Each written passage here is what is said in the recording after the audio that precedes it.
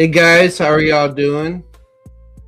I'm okay. I'm just going to continue working on First Samuel. Bear is hanging out with us right here. I don't know why he's facing that direction, but at least he's not, you know, standing up or something facing that direction. I'll put it that way. Cats are crazy. So are their owners often, but all right. Let's see here.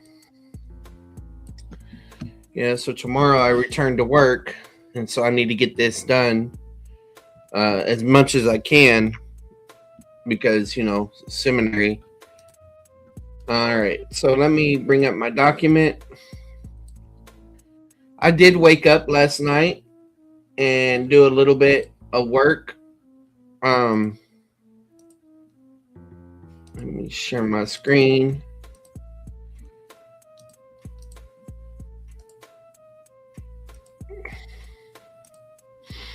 Okay, y'all should be seeing my screen now.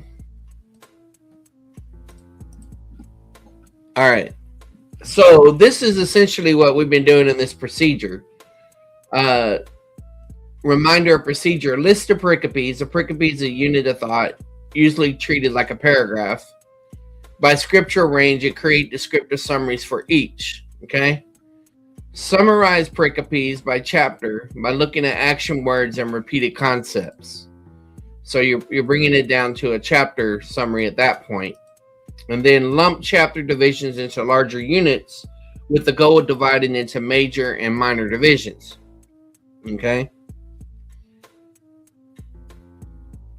So I have that done.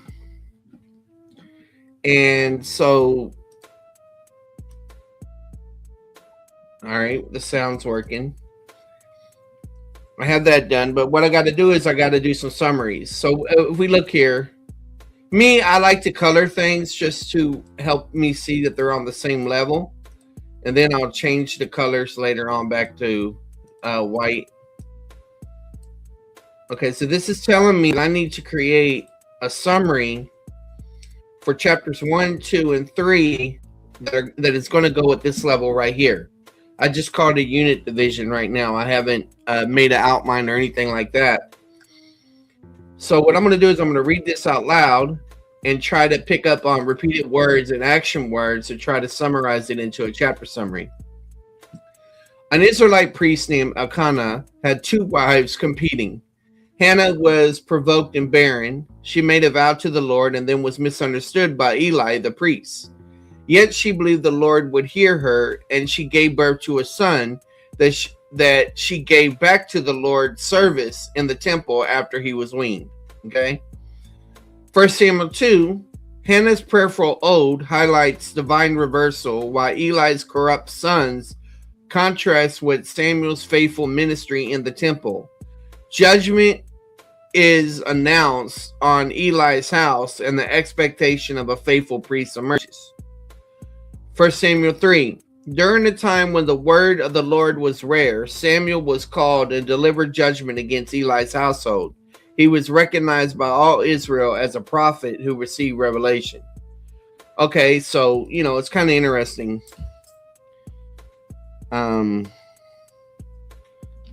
book starts with Hannah praying for a son who she gives to the Lord's service.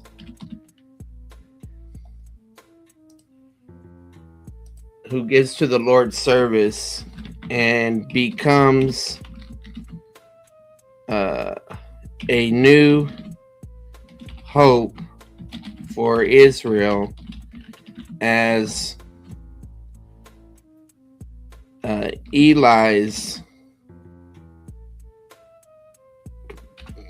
priesthood and family is judged. Okay. Israel priesthood and family is judged. That kind of ties a lot of things in. The judgment idea, her prayer. It starts with Hannah praying for a son.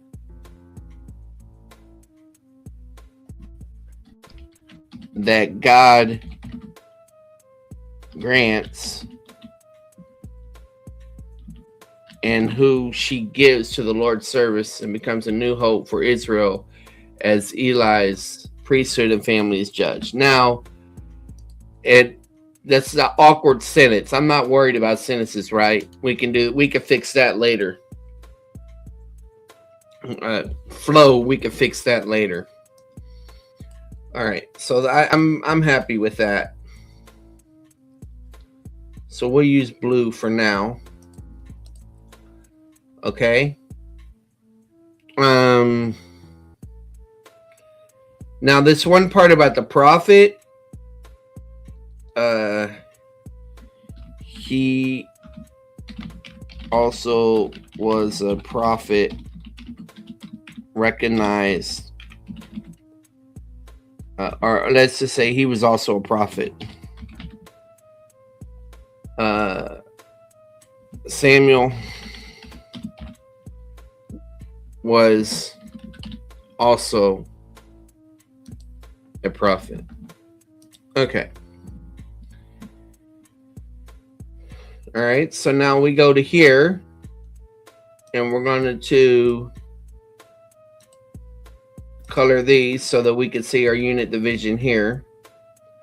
Because the next major division is going to be 1 through 7. All right. So that's going to be, we're going to have to, well, this is actually, let's see if I'm getting this right. This is 1 Samuel, unit division 4. And then this is 5 through 7 as another division. Okay.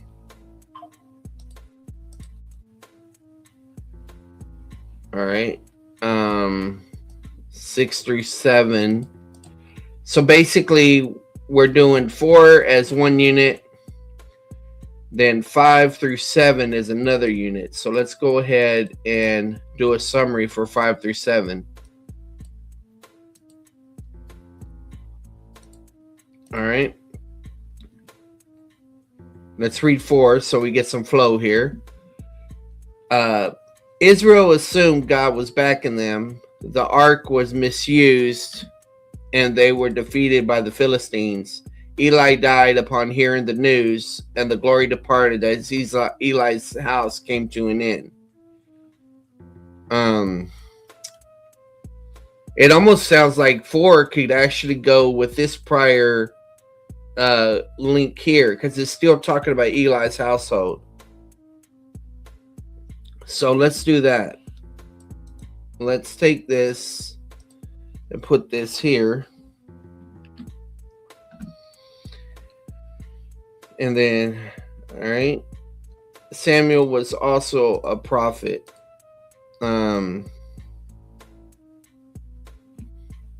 Israel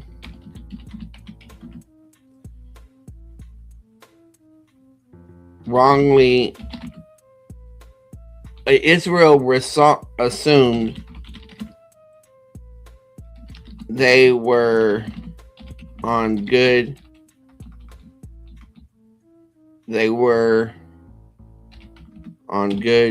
terms with God, but were defeated by the Philistines.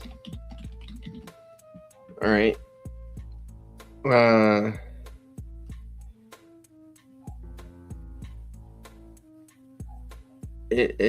Samuel. All right. So Israel assumed they were on good terms with God, but were defeated by the Philistines. And news of this brought death to Eli and even his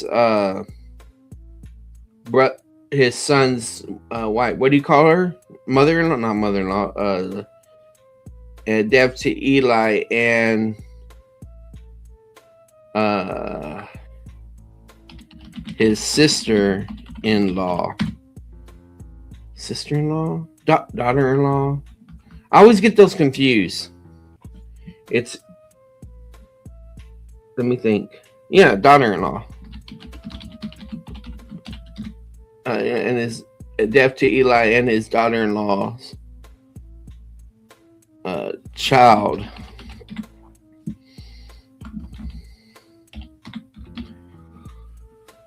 Okay.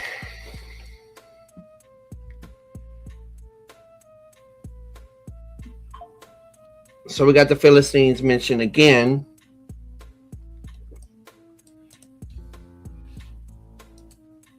So I don't think I need that division right there.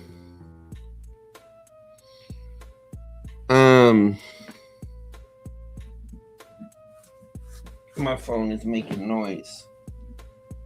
I don't know where it is. Maybe my cat said, oh, here it is.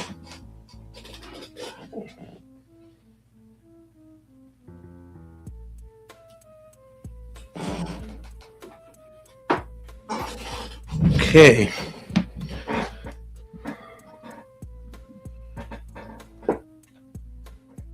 First Samuel 5. Though Israel was defeated, God distinguished himself from the Philistine gods by judging their cities and showing he was not aligned with the Philistines. Okay. First Samuel 6. The Philistines returned the ark under judgment, and this demonstrates that God holiness has not changed, even though Israel was not faithful. 1 Samuel 7. After 20 years, Israel lamented and repented. They listened to Samuel, seeked him instead of the ark, and the Lord defeated the Philistines and established Samuel as judge. Okay, so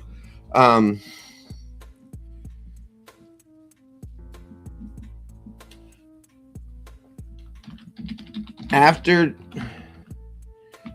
defeat by the Philistines, they took the Ark of the Covenant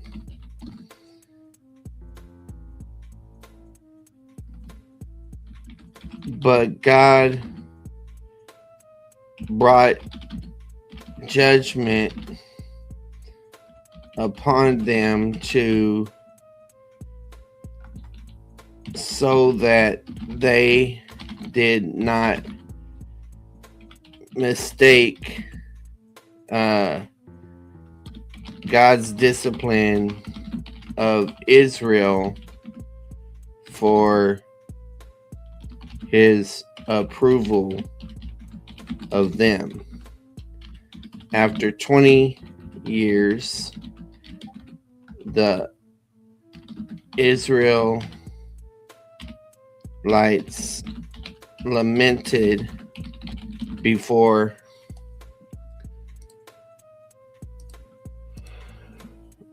repentance occurred, and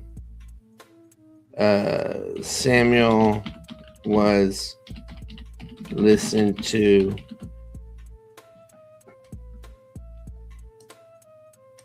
as prophet.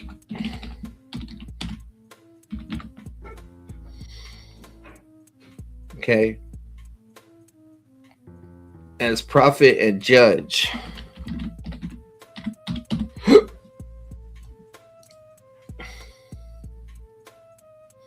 And by judge, we mean leader.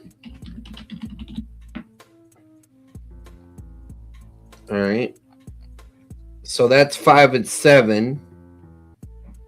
That's 1 and 3.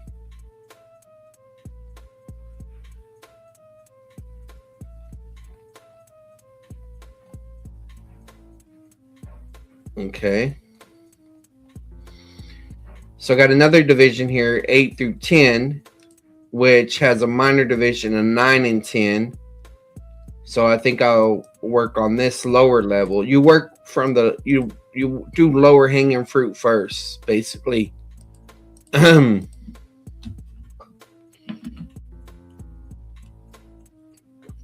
Okay.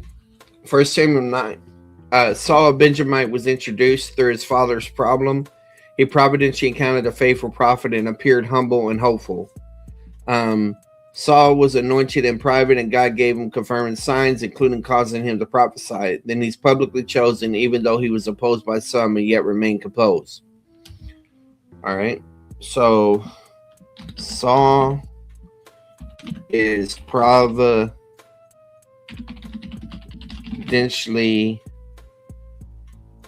introduced to the prophet, which will lead to him being anointed as king.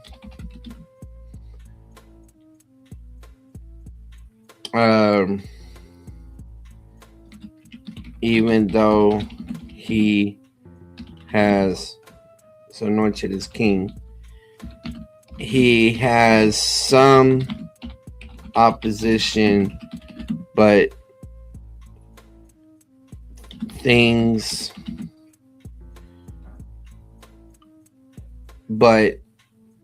if not for the warnings of Samuel, framing this, Saul looks hopeful, looks like a hope,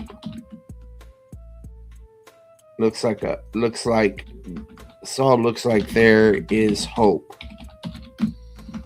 for him.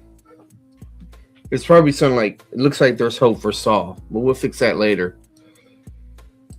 Okay.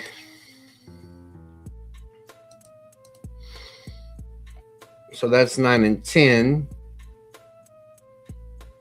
So we still got this 8 is 1 unit as well.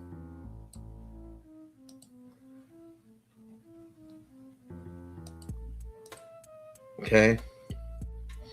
Israel rejected God's rule by demanding the king for wrong reasons. Samuel warned them that a king would be like, and he interpreted Israel's history as persistent idolatry.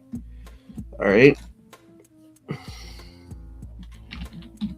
Israel rejects God's rule and asks for a king for the wrong reasons and will experience the aftermath.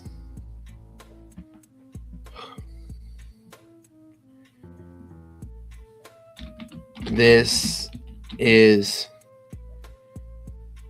in harmony with the nation's track record of idolatry. Okay.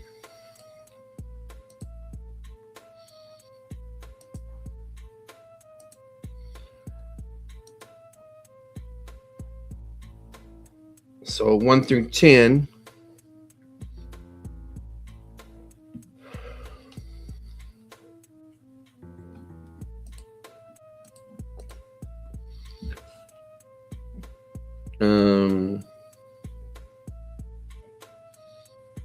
But at first things look hopeful.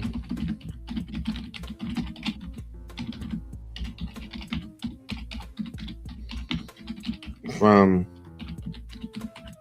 Israel's standpoint.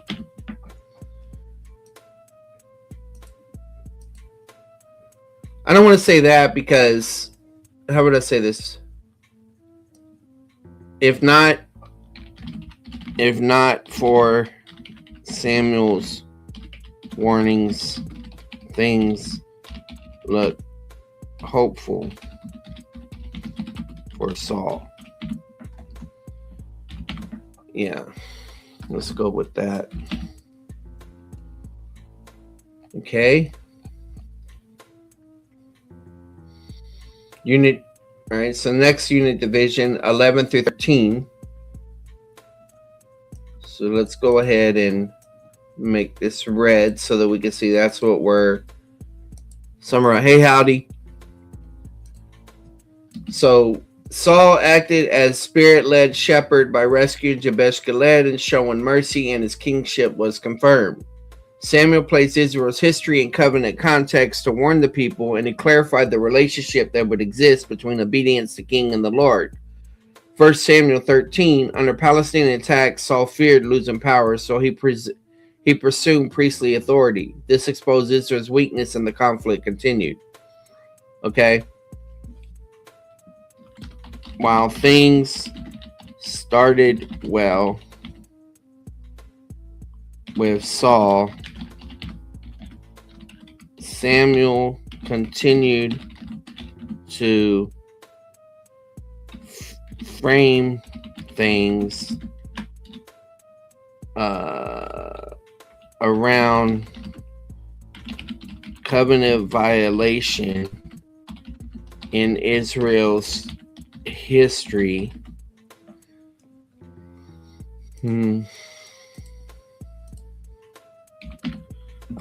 Saul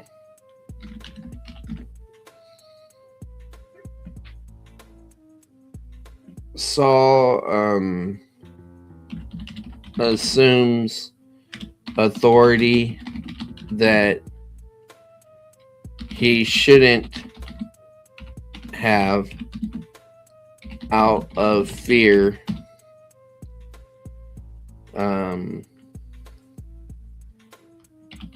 Israel remained in conflict.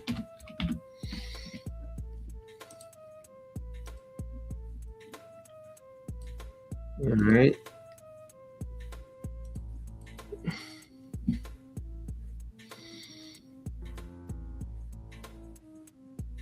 Okay. Unit division Samuel 14 looks like it's by itself. We'll look at that in a minute.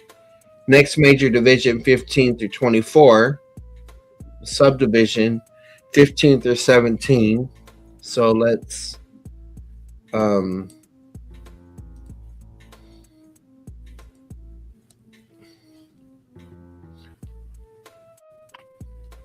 okay,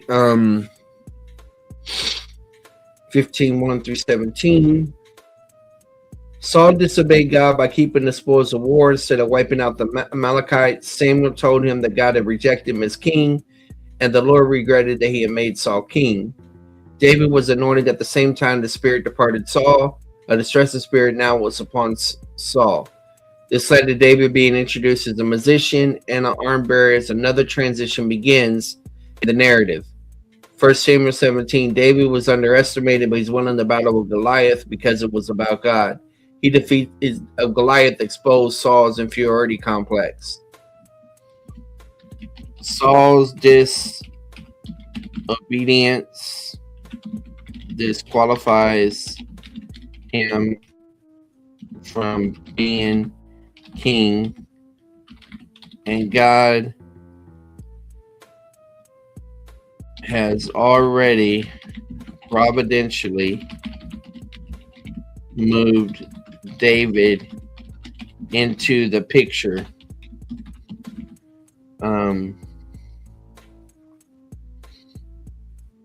Leading to in the picture where he gains a following. All right.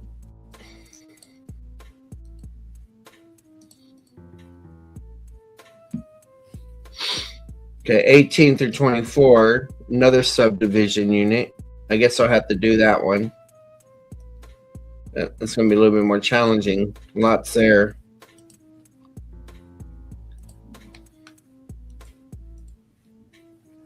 Let's see if I can get it fit on the screen so I can see it all at once. 1 Samuel 18. David increased in favor, and Jonathan covenanted with him, while the praise of women triggered Saul's jealousy, and Saul began to try to kill David. Okay. Saul repeatedly tried to kill David, even when his own family sided against Saul. Plus, he was humiliated when he couldn't resist laying naked among the prophets. 1 Samuel 2, Jonathan reassured David and aligned himself with him. Saul's household continues to move against Saul. Yeah. David increasing in favor and Saul's household moving against him. David ate the showbread, took Goliath's sword, and played a madman, escaped, so David on the run. David gathered the outcasts and received prophetic direction. Meanwhile, Saul was killing priests, but David protected Abiathar. David inquired of the Lord before his battle moves. He said, Kiliah, and escaped Saul. He grew in strength and covenant with Jonathan was strengthened. 1 Samuel 24. David spared Saul's life, yet engaged in psychological warfare. Saul acknowledged that David would be king. Okay. So as David increased in favor, Saul sought to repeatedly kill him. However, his own household sided with David, even though and sided with David and helped him escape, gather forces while on the run. He let Saul, he resisted the urge to kill the Lord's, or just say to kill Saul. To kill, well, yeah, we'll just say Saul. We know he's the Lord's anointed. All right. He resisted the urge to kill Saul.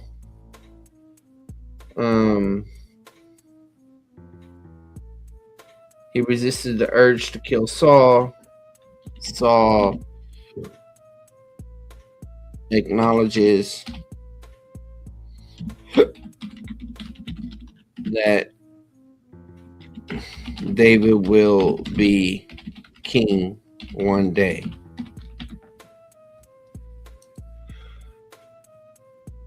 Hi, pneumomo. Oh my goodness, what is that word? Pneumonotramithoscopic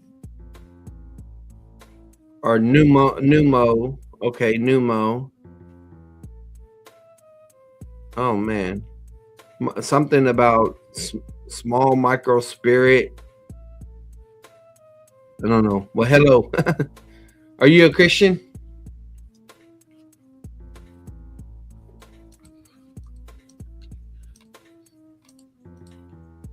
All right, let's see here.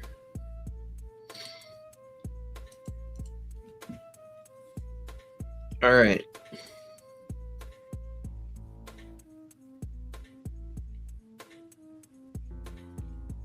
And then we got 25 to 31. I'm going to put these all on one page so I can see them together. All right. So we'll make these red. We'll read them. After Samuel's death, David was kept from killing Nabal by Abigail, whom he married, even though he lost Saul's daughter as wife. David again spares Saul instead of taking the kingdom before the time, and Saul once again said David will be king. David lived among the Philistines and became a mercenary of sorts. Samuel was dead, and Saul sought guidance from the witch of Endor, despite knowing he was rejected. David was sent back from the Philistine battle. David suffered setbacks, yet he strengthened himself in the Lord, and after inquiring of God, he achieved victory, showing mercy and shared spoils. 1 Samuel 31, Saul's legacy dies out. Okay. After Samuel's death, David acts wisely.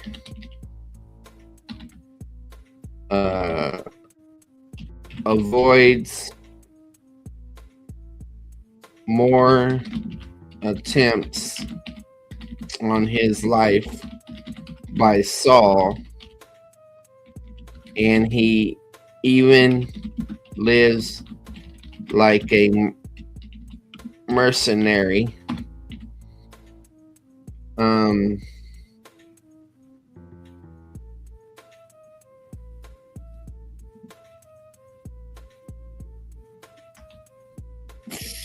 Of sorts. Let's see here.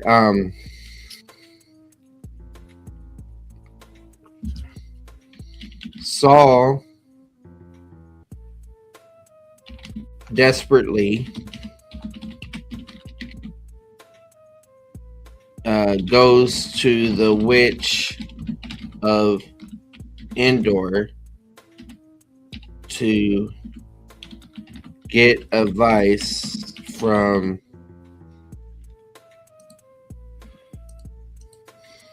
Samuel, but even though he was rejected,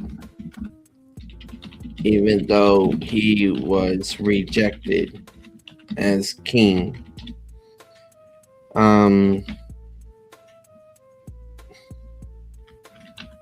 David has some setbacks, but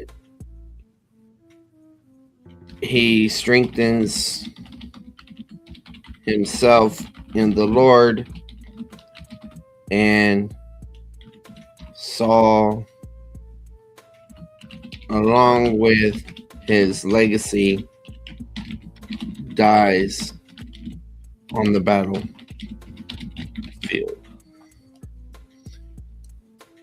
Okay.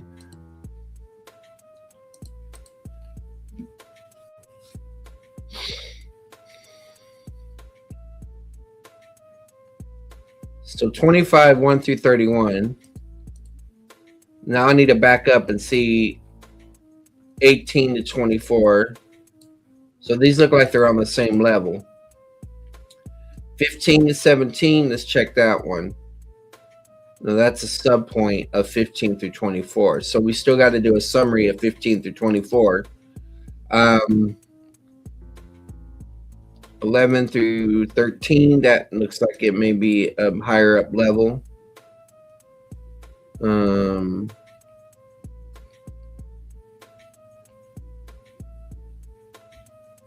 through 7, we still got to do a summary of that. Let's start down here with the lower level. Okay. Make sure I'm not missing anything here.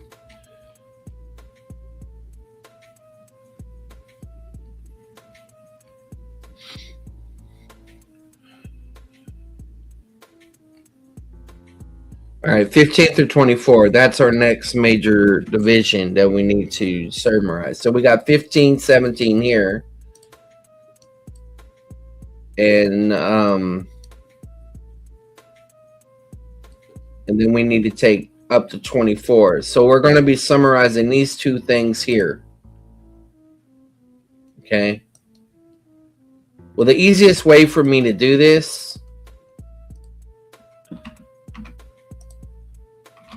is copy it, paste it, and then erase the red so that I'm only looking at the blue. Okay. Major division.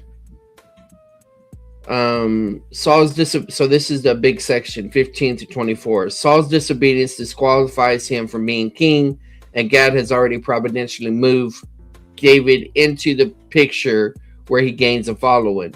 As David increases in favor, Saul sought to repeatedly kill him. However, Saul sided with David and helped him escape, gather forces while on the run. He resisted the urge to kill Saul. Saul acknowledged that David will be king one day. Okay, so this is the fall of Saul's legacy and the rise. All right, the fall of Saul's legacy. Yeah, let's just call it that. That's real simple. I probably don't need to do anything different there. We'll make it green for now. All right. So now we got to do 15 through 24. Isn't that what I just did? Yeah. So what I just did was I copied the wrong part. So let me fix that.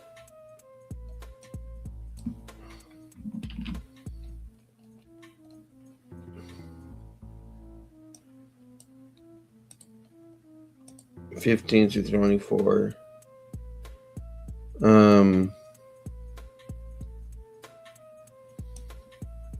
I need to add David. The fall of Saul's legacy as David gains more following. Okay, so let me see if I got that right. 15 through 17. Uh-oh, I just deleted something. Oh, crap. What did I do wrong? 15 through 17. Okay, I'm going to have to put this in outline because I'm getting confused. So what we'll do is we'll do Roman numeral 1. Oh, that's way too big of a space.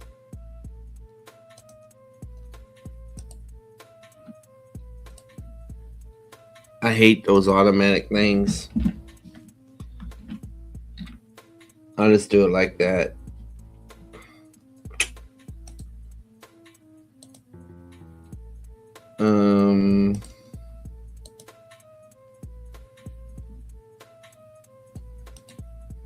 Number major division. Okay, that's better. So this is a unit division. So that will go here. And I'm gonna fix these. These should be a big A. It's not a big A right now, but I'll fix that in a minute.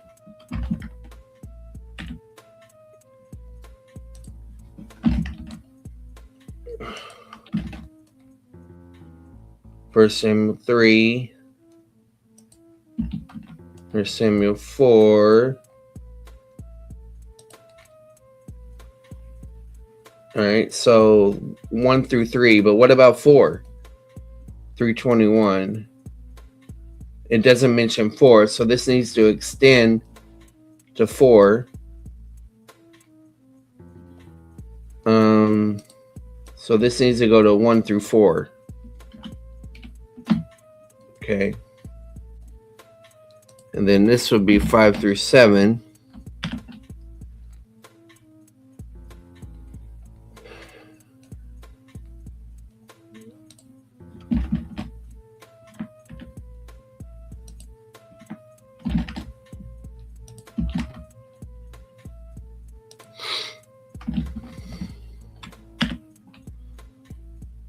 All right, so let's see here. 1 through 7. So this is going to have to be a major division. Potentially a major division. So we got 1 Samuel 8 here. You got a 9:1 through 10 here.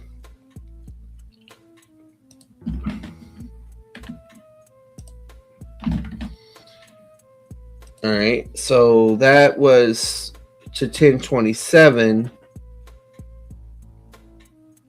Well, what about 11?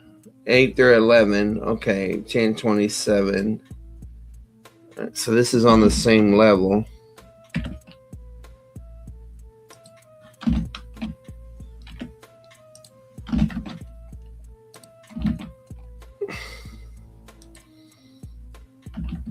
So 14. I just need to color it. Is 14 under there? No, it's separate. So it's actually going to be 1 over. Now we got major division 15. Well, what was this major division? That major division only went to 10. Okay, well, if it meant to 10, then this has to be another division. That's 3.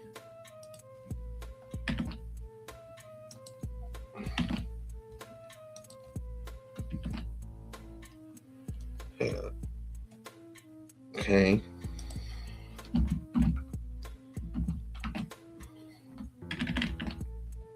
All right, so now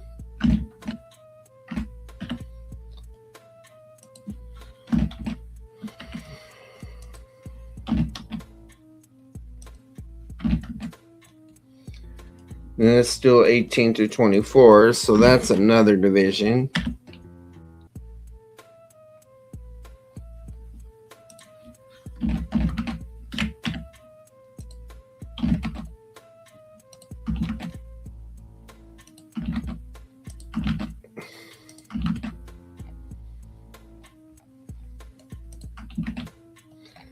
Okay, and then 24. But all of this is 24. So this is going to be a major division, at least the way it stands.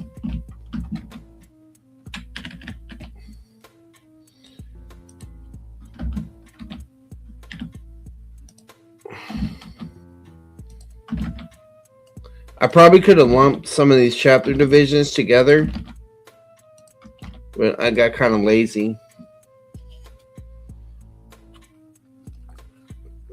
All right, so now let's take it and put it in more real size. So we got 4 pages is what we're looking at right now.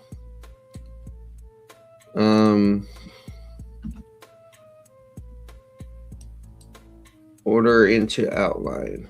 So this is step 1, step 2, step 3, step 4.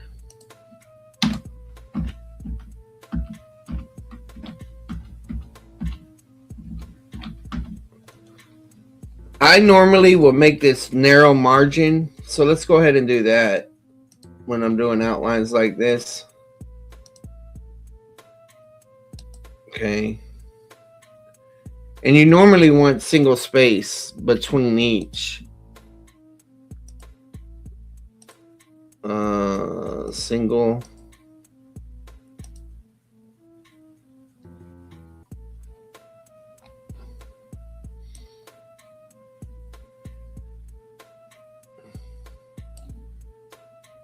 Okay.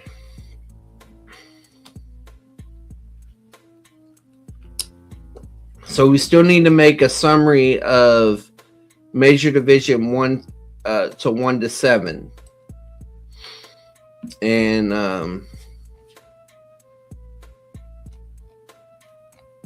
so what I need to do now is I'm going to copy this.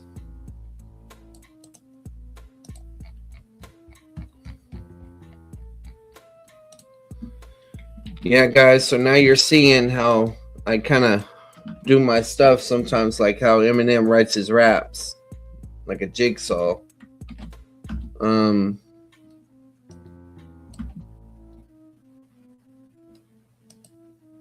Okay.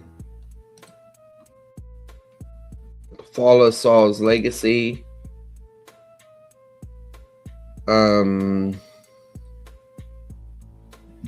The Fall of Saul's legacy and David gains following, I think. We'll fix that. Okay, let's erase these.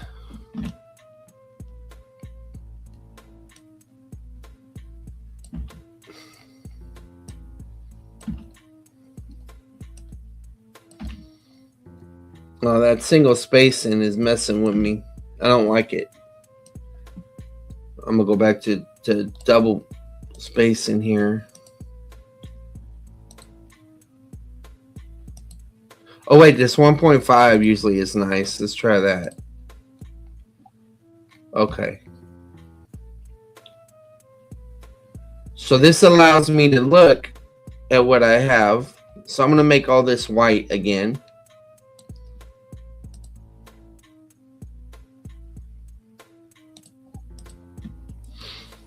All right, and then we'll color these right here because I got to summarize 1 through 4 and 5 through 7. That's what I'm working on right now.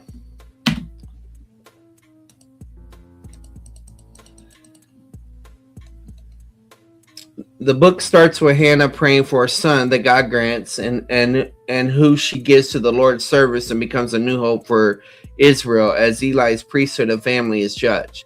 Samuel was also a prophet. Israel assumed they were on good terms with God, but were defeated by the Philistines, and news of this brought death to Eli and his daughter and child.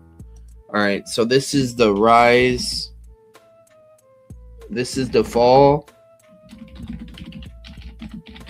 of the legacy of Eli with the rise of Samuel's legacy. I think that works good. We'll make that green.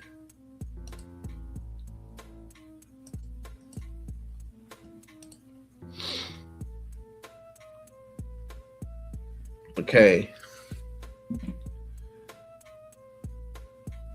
And then the next one, this is already at a major level, 1 through 7, 7 through 10. So we'll make this one green.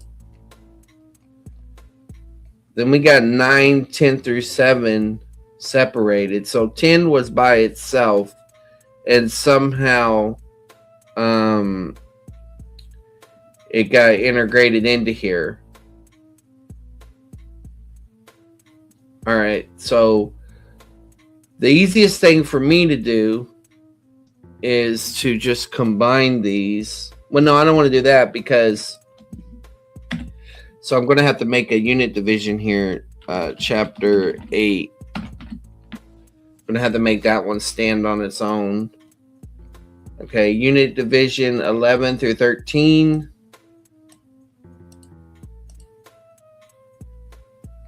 So now we got 11 through 13, 8 through 20, and 1 through 7. And then we got 15, 1 through 24. Make sure I got all these as divisions. Unit division. Okay. And then this would be the final one.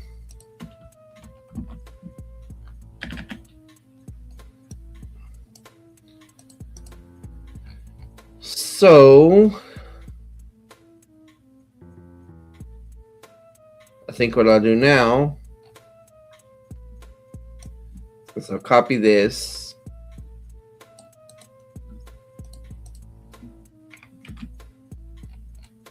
And then delete this one.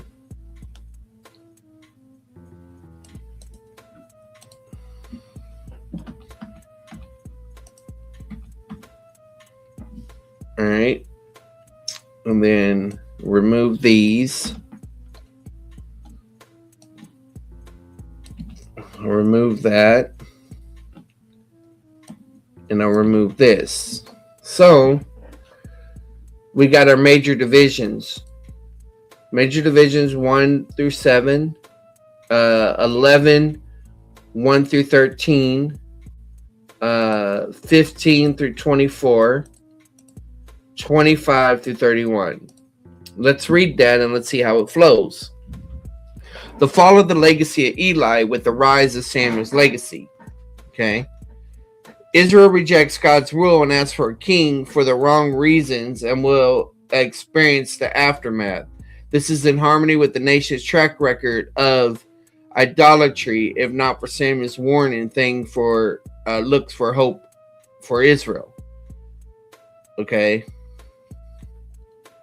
While things started off well with Saul, Samuel continued to frame things around covenant violation in Israel's history. Saul assumed authority that he shouldn't have out of fear. Israel remains in conflict. And then the fall of Saul's legacy and David gains following. Let's do that. David gains following.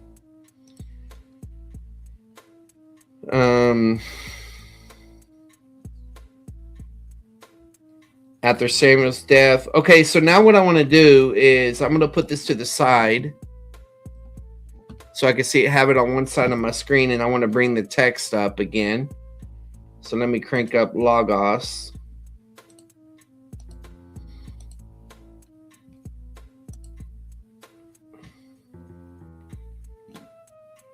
Where to go?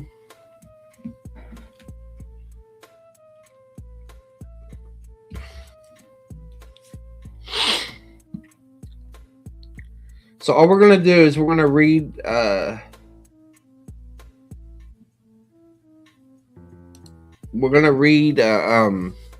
first and the last sentence of each one of these units and see if it's tracking. 1 Samuel.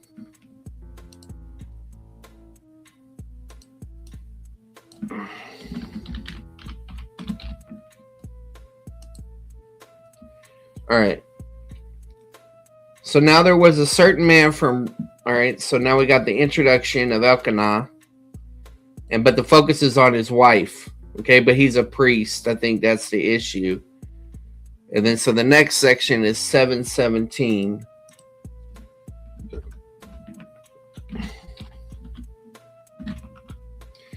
Then his return was to Ramah, for his house was there, and there he judged Israel and built there an altar to the Lord. Okay, so that is about Samuel judging Israel. Then the next section, 8:1, let's see how it starts. And it came about when Samuel was old that he appointed his sons judges over Israel. Okay, so history's repeating.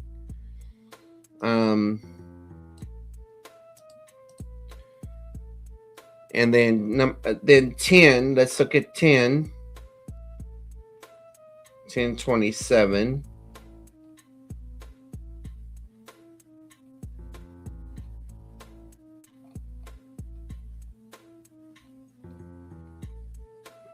But certain worthless men said, "How can this one deliver us?" And they despised him and did not bring any present, but kept silent. So this is where Samuel is having his last word, and they reckon that he's announcing Saul as king. Okay. So here, 8 was what? 8:1. Okay.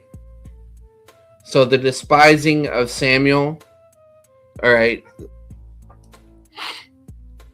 The fall of the legacy of Eli with the rise of Samuel's legacy.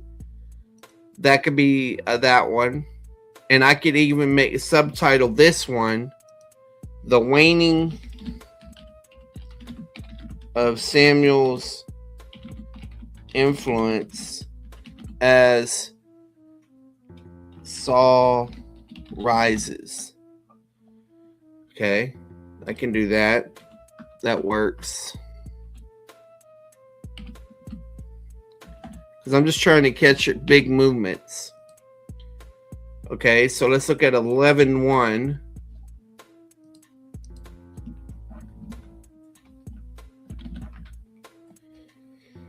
Now Nahash the Amorite came up and besieged Jabesh Gilead, and all the men of Jabesh said to Nahash, "Make a covenant with us, we serve you." And this is where Saul intervenes. Okay, so Saul intervening here. 13:23.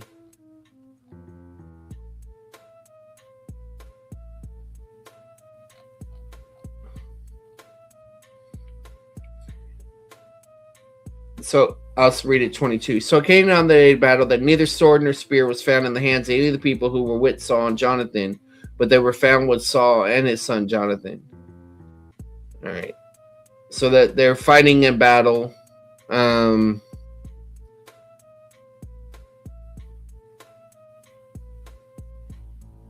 Samuel said to Saul, okay, so this is where Saul gets rejected as king.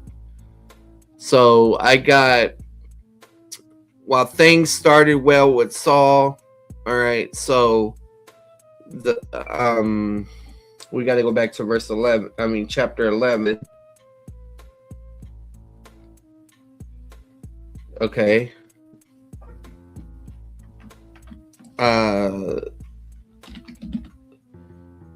The beginning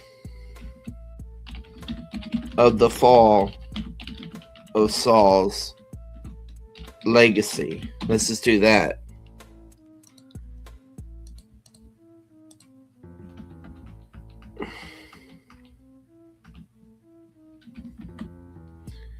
All right. And then the next major division is 15 through 24. So let's go to 15. Then Samuel said to Saul, "The Lord sent me to anoint you as king over Israel. Now therefore listen to the words of the Lord."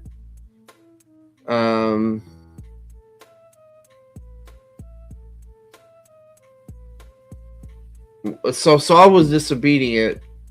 All right, so I got to get some clarification on something in a minute.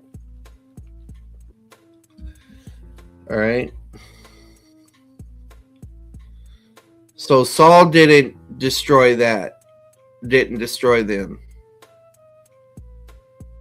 And so 11, 1, 13 to 23 of the beginning of fall, Saul's legacy, 15 to 24.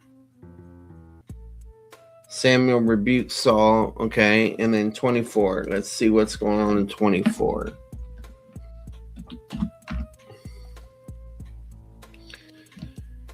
David is in the wilderness.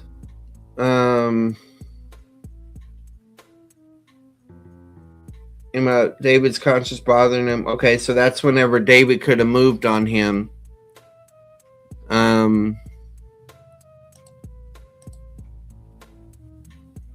15, 30. The fall of Saul's legacy and David gains following.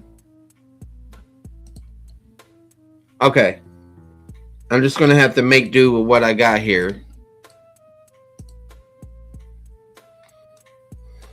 So the next thing I'm going to do, I'm going to copy it one more time. And I'm going to say, all right, so the book of Samuel is about the fall of the legacy. Oh, I wouldn't want to say about. I'm going to say this. The book of Samuel begins with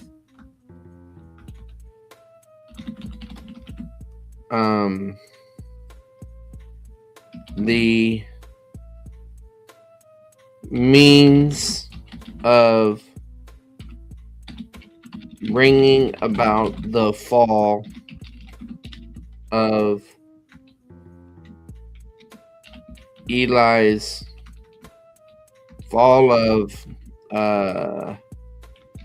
Eli's legacy with the rise of Samuel's legacy. Okay. So we put that in one here. So 1, 1 to 1, 7, 17. Erase it. All right.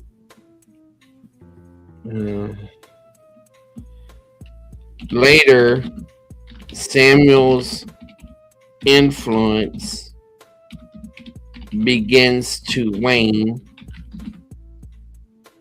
as Saul's influence rises. As Saul's influence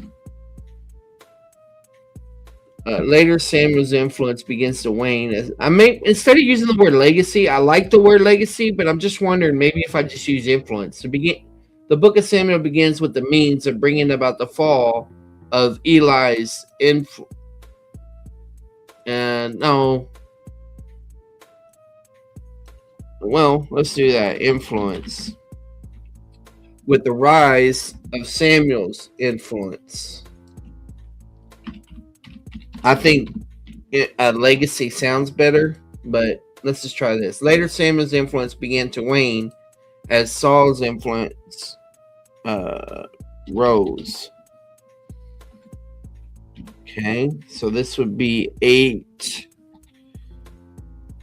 1, 10, 27, period.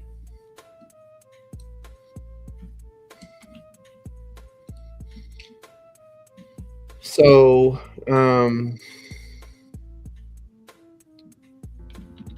Saul's influence began to fall. There's a better word than fall, but for now, let's just do this. Began to fall.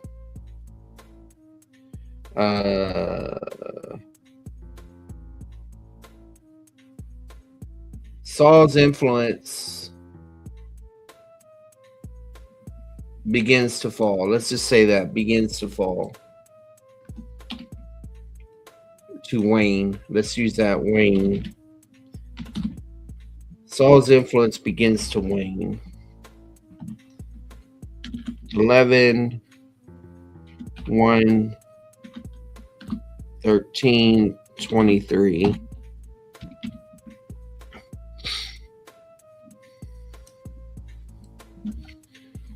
All right.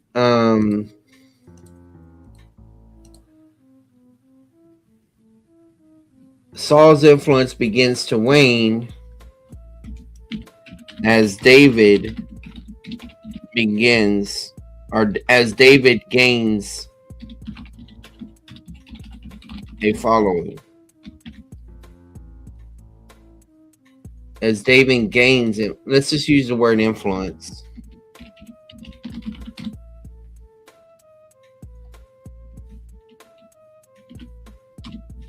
(15) 1 through 24, 22. And I could have used the word power instead of influence, but I think influence is power. And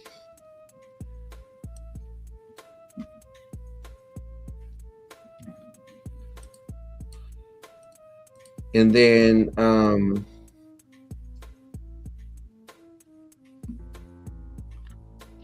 after Samuel's death,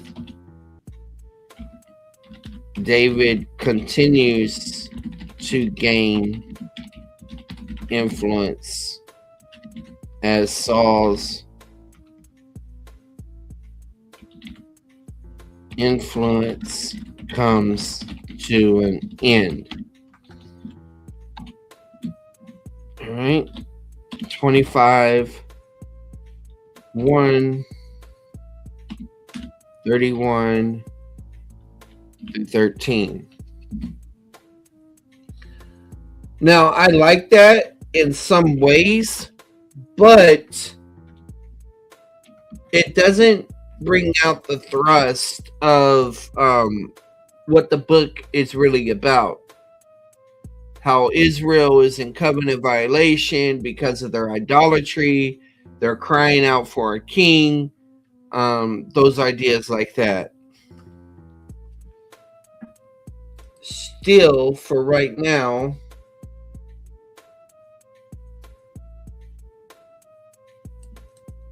I may work with that. Oops. All right, so we could just insert this one here.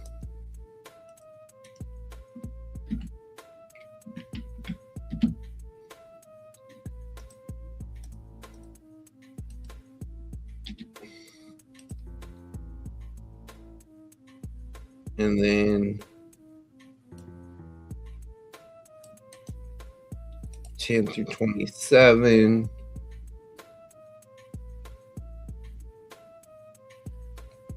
My outline looks way different now. I'm making mistakes.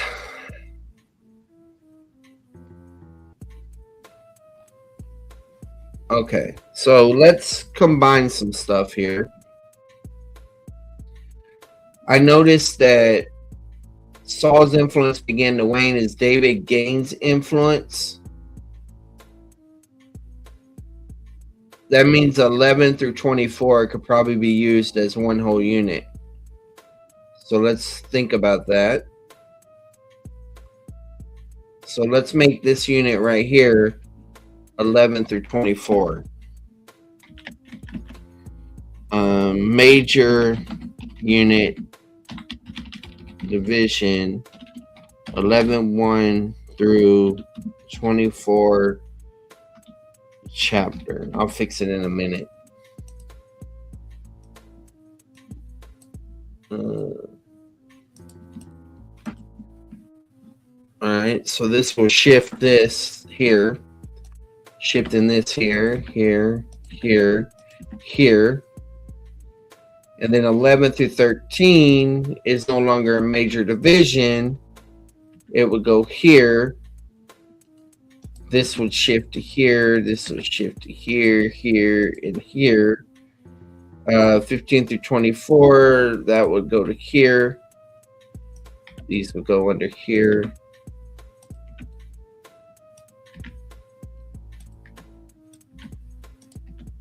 And then 25 through 31 would be the next major division. So that's nice that we now have one division. Let me look at that. The book of Samuel begins with the means of bringing about the fall of Eli's influence with the rise of Samuel's influence. Later, Samuel's influence begins to wane as Saul's influence rises. Okay. So Samuel rose, he's waning, Saul's rising, Saul wanes, David gains influence. So if you were to map it like this is what it would look like.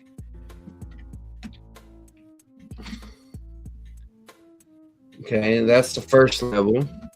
Then this would be the second level.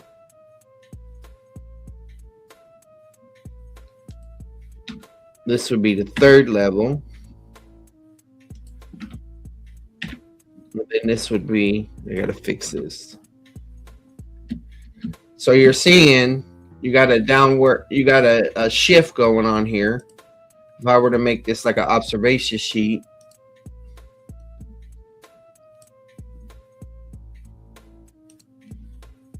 the shift that you're seeing is, all right, you got the fall of Eli with the rise of Samuel. Okay. Then you have the waning of Samuel and then the rise of Saul's influence. And then you have his influence waning as you have, let's see, what other color? As David gains influence. Then you have the mentor is gone now, Samuel. Oh, wrong color. Go back to red. But David continues as Saul influence comes to an end. So to put it another way, it goes from Eli to Samuel. Samuel to Saul. Saul to David. That's what I'm essentially seeing going on here. All right.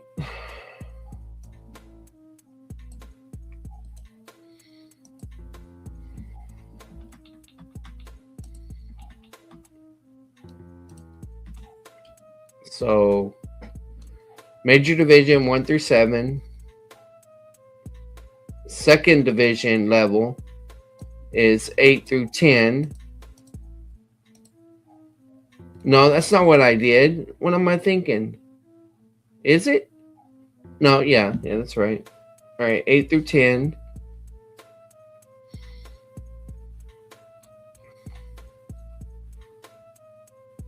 Then the next major division will go here, 11 through 24. So that is this section here.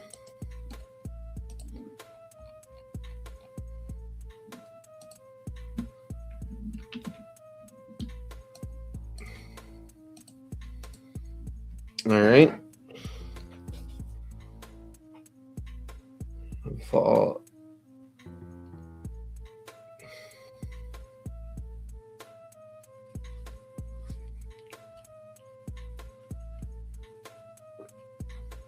So I should have 4 divisions. So if we're making a chart out of this, then I would have 4 main divisions. 1, 2, 3, 4. 4 main divisions. Okay. So this would be 1 through 7, 17.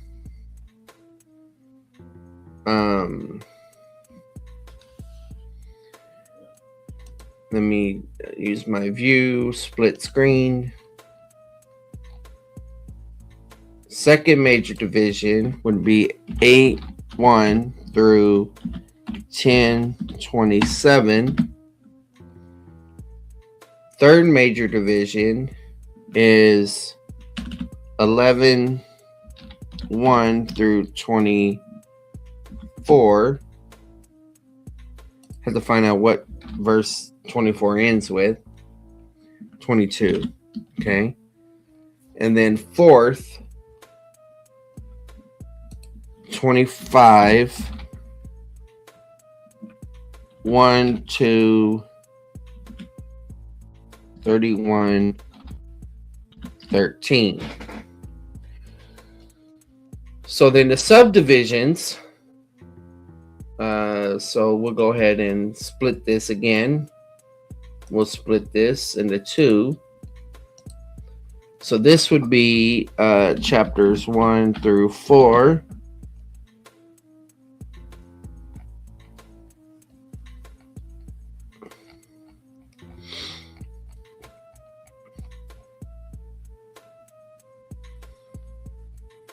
And this is 5 through 7. Okay. And then we'll see if we could split it on 8. 8, 1 through 10. So it would be separated by chapter 8. And looks like 9 and 10 over here. Okay. And then let's see if there's a split with 11 to 24, which sure there is. There's 1, 2,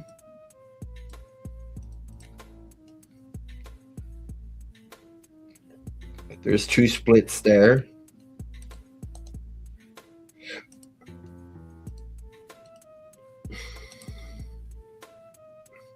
So this would be chapter 11 through 13, and this would be chapter 13 through,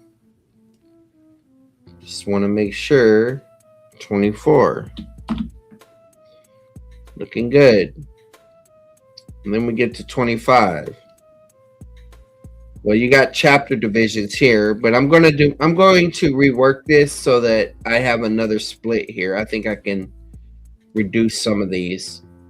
So you got, after Samuel's death, David was kept from killing Nabal by Abigail, whom he married, even though he lost Saul's daughter alive. Okay. David again spares Saul instead of taking the kingdom before that time, and once again, the king. Okay, David's on the run. All right. David, all right, so this looks like this is all one idea here. 29 to 30. David suffered sackbut. All right.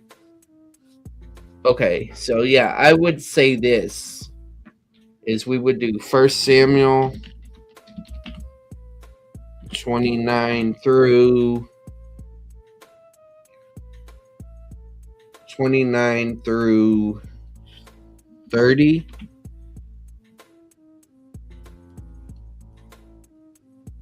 All right. So David suffered setbacks, but Saul's influence dies out with him. Suffered setbacks, but Saul's influence dies out with him. You don't have the Philistine language there, so I'll just try to preserve it by putting this under here. So I don't know how much that helped or not, but if I can lump 25 to 28 together, no, I don't think it's much of a difference. So I'm going to keep this as one unit. Let's go back up to the top. Okay, so let's go ahead and let's write this out. The fall of Eli with the rise of Samuel.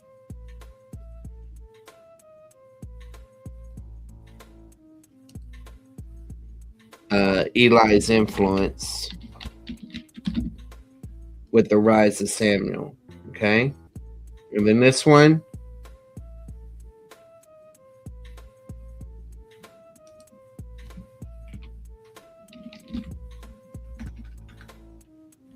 The waning of influence of Samuel with the rise of Saul.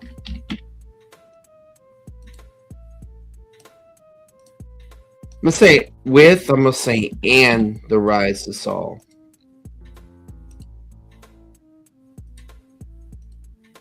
And then this one would be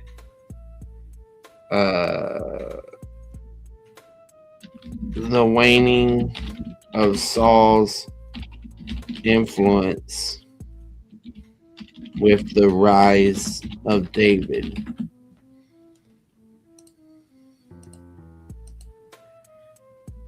This new free grace stuff is crazy. Hey, Lindsay. I don't know which new free grace stuff you're talking about.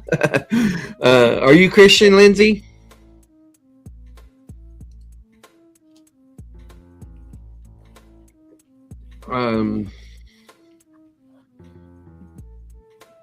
Let's see. All right, great.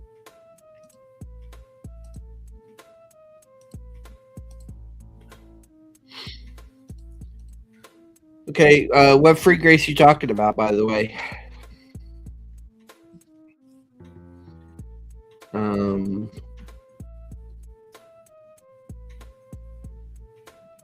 Oh yeah, the corn, the children of the corn. Yeah, they're not free grace. Well, let me be clear. How would I say this? I don't consider that free grace, all right? There's other room for other people that maybe consider free grace, but I don't consider that free grace. I call that hybrid grace. Okay.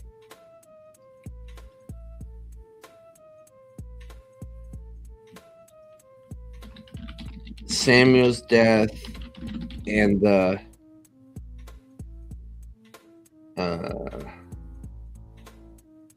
and David's influence as Saul's comes to an end. Okay. So now we'll try to summarize what 1 through 4 is saying here. Looks Hannah. All right. The fall of Eli with the rise. All right. So this is the fall of Eli. Let's just call it that. And we'll change this here. And then let's look at this one.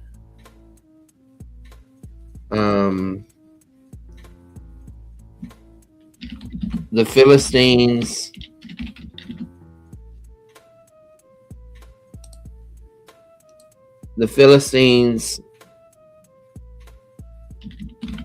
seeming victory.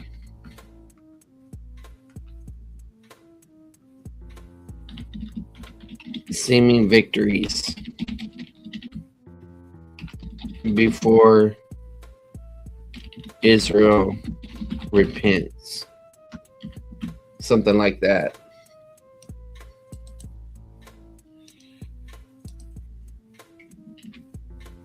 Okay.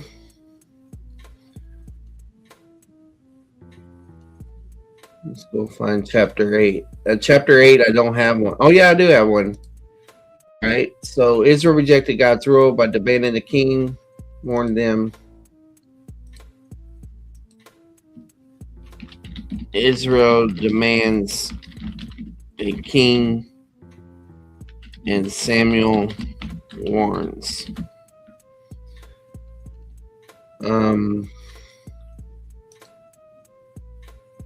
Okay.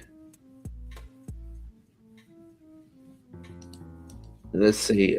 But things not for the warnings. All right. So Saul comes on the scene, and let's just call it that, the hopeful scene. I don't want to say hopeful because even though the audience, the characters thought it was hopeful, the book don't think it's hopeful. So I don't want to say that. Okay, so let's go to 11. While things started well with Saul, covenant. All right.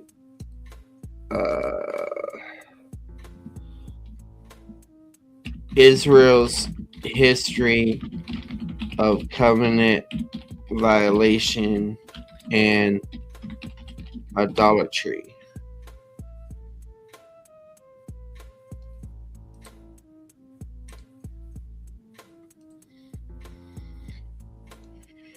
Okay. So Saul is an idolatry. We got to see where Saul messes up. We got to chart that.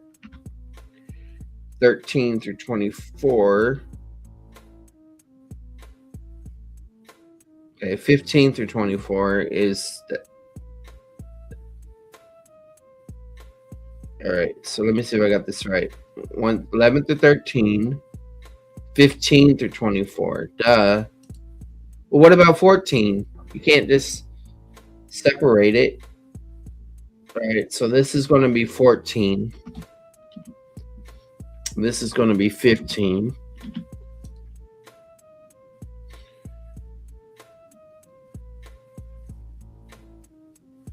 All right. Saul's disobedience disqualifies him as king, and David moves into as David is on the scene.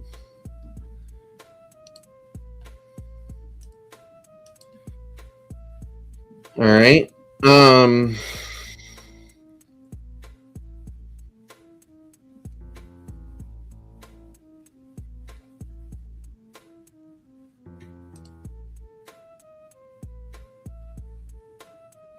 Wow.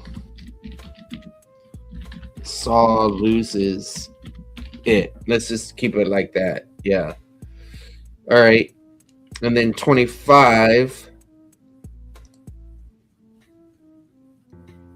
So this is looks like this is just one unit, so I'm just going to erase this division.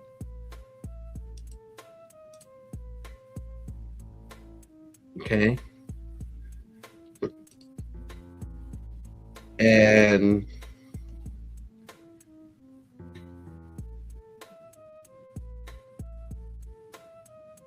remove split.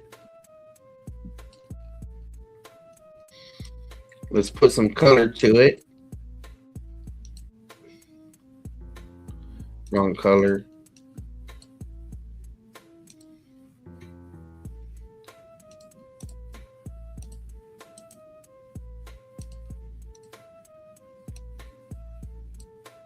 And these are the subdivisions, so we'll put it a different color. That's bright. That looks ugly. But yeah, let's just keep it without color. Let's put a title on it. Merge cells.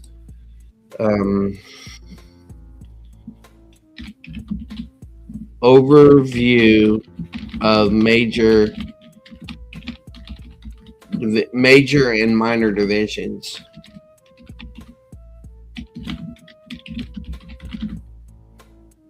In 1 Samuel.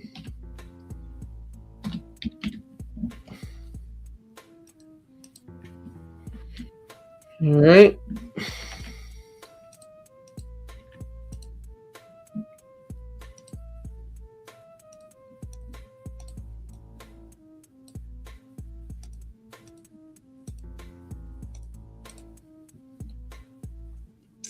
So I need to make this more uniform.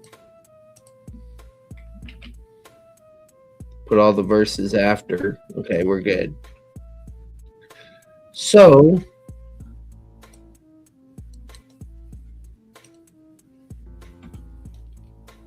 I haven't written a purpose statement for the book.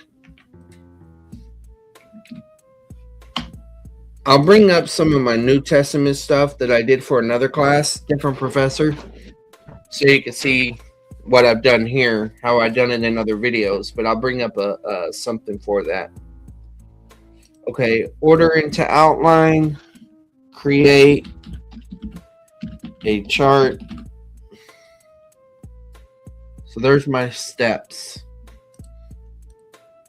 All right, so let me go to another one. I got to go into my Google Drive. If I just type in overview,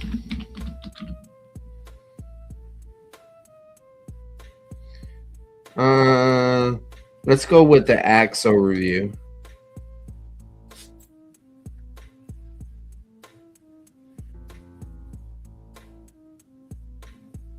Oh, I didn't make a chart for that one. I want one that has a chart. Probably didn't have time. Book overview of James. Let's see that one. Okay, yeah.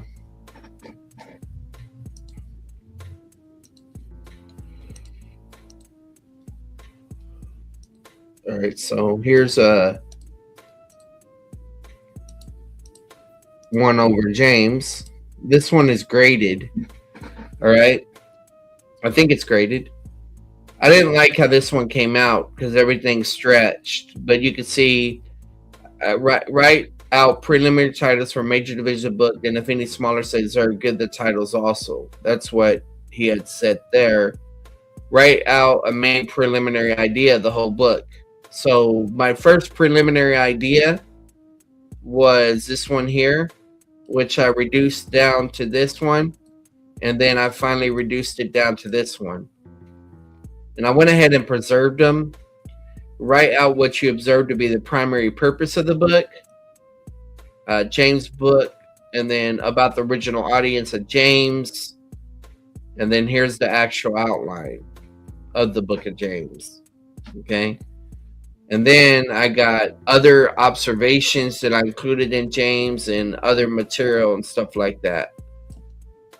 So yeah, I got tons of videos where I've done things like that. Hey, Bear's looking at us now. I just got to do a little tweaking, like cleaning everything up. But essentially, you see the process. Now, let me show y'all something.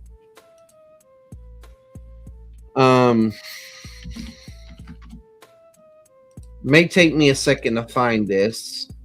I already got a file that has these in here. But let's start with the Net Bible. It's available online, but I want to find it here so that I know where to look. We'll go with the second edition.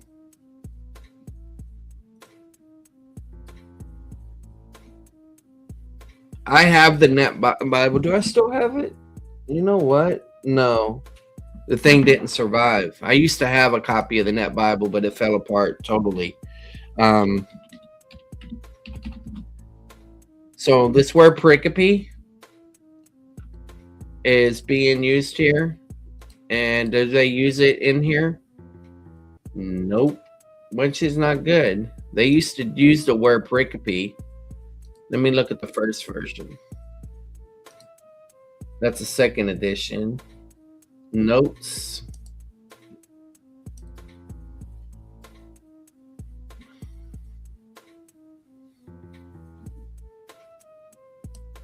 Okay, let me see.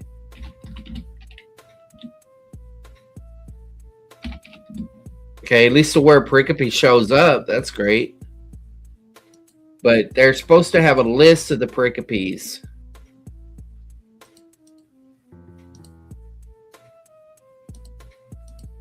Yeah, it's not in here. Let me try the other one.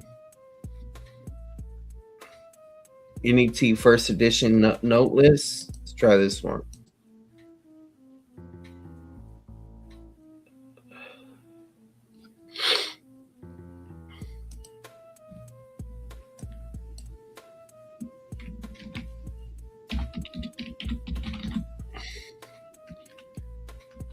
Pericope.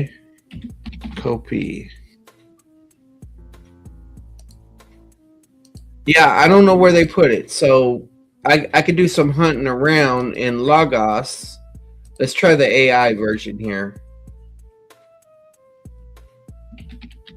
List of pericopes.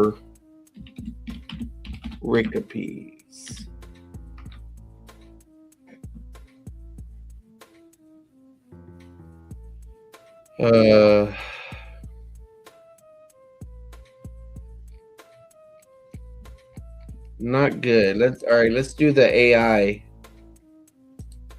Logos, study assistant as they call it. All right. Where can I find a list of all of the pericopes of the Bible?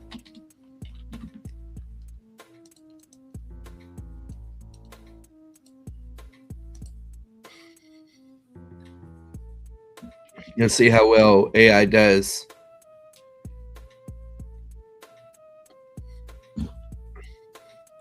The search result doesn't directly address where to find it. However, I can point you towards several resources that organize pericopes in useful ways. The Composite Gospel divides the Gospel into 362 units. For the Old Testament, Masoretic. Yeah, we could use a Masoretic text. Beyond that,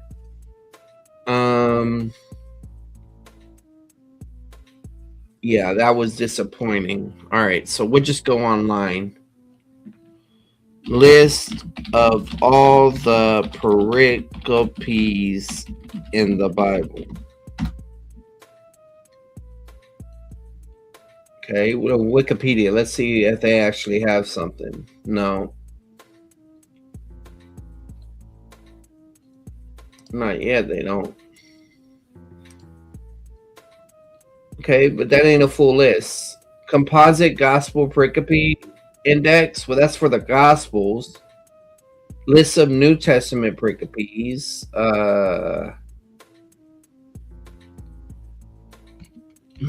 Let me Net Bible. Let's see if they can find anything. Oh, this is so frustrating.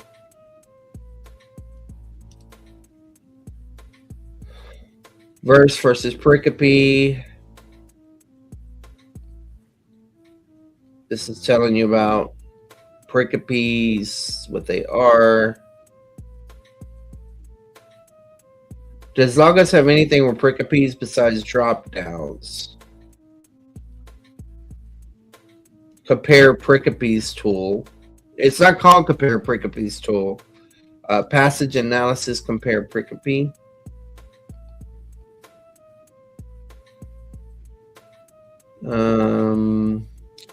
Yeah, this is what they're talking about here. Let's see if there's anything in here that is more recently come out. Yeah, there's different pericope sets that it's mentioning here. That's pretty cool. I found 25 Bibles in my pericope set list. Okay. Please find attached pericope sets in Logos. All right, I'll look at that in a minute. All right, let's see.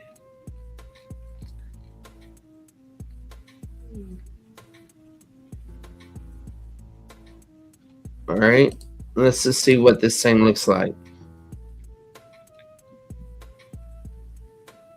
Pericope set. Pericope sets in Logos, library specific. Okay. So he's got a list of these. So let's just try to turn these on and let's see what goes on here.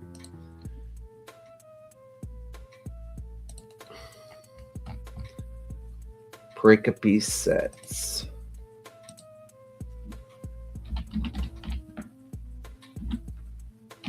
It's not under there.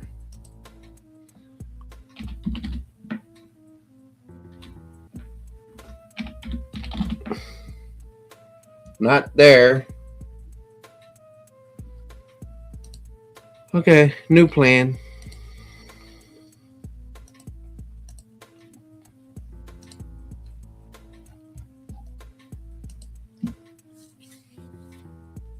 How did I get them? I don't even remember.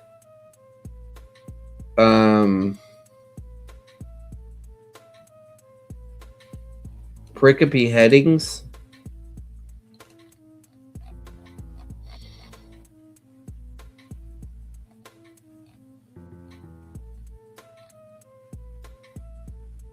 Passage analysis tool. Yeah, but I want to show people how to do this who don't have Logos. All right, so let's just try an English word. Paragraphs of the Bible list.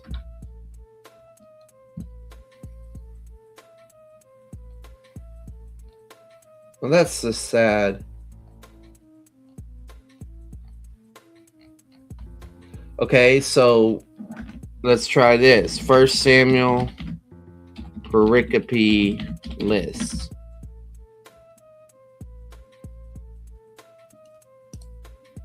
Okay, that does better. It gives you specifics, but it doesn't show you how to make them.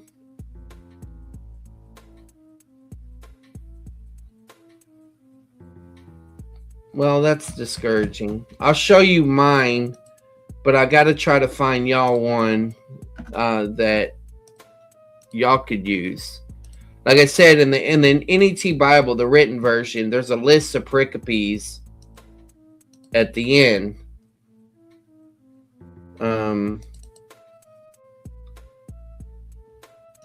So let me just share my screen here.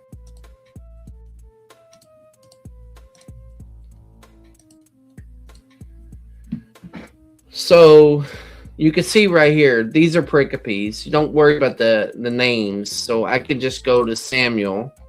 Okay. 1 Samuel 1, right? And I could take these in and I could paste these in there and just erase the titles of them, and that preserves the passage ranges. Outside of using the Hebrew divisions or some of the translation division, that's a good option. Another thing you can do, and I do this with is go to freebiblecommentary.org and go to Old Testament, because that's where we're at. Like, we're in Samuel, so go to 1 Samuel chapter 1, and then it'll give you the divisions of the NASB. Okay, now we have a friend called ChatGPT. So this is a fresh thing. I'm going to say this. Can you identify pericopes in a particular book? I used to have a net Bible that included a list of all the pericopes, but now I don't see it in the Logos version. All right. Yes, and you remember something real, not misremembering it. Short answer: the Net Bible itself never contained a built-in list of pericopes. Well, then why did you say you're remembering something real? What you likely had was a Logos data set. You don't know what you're talking about, dude. What you probably had before and why it's gone.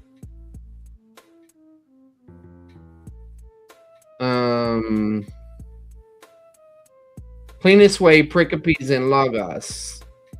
Tools.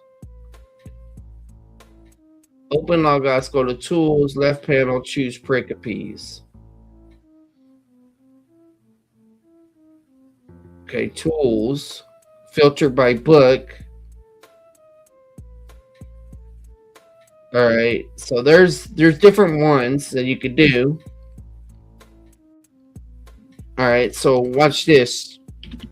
Can you generate pericopes for me from 1 Samuel?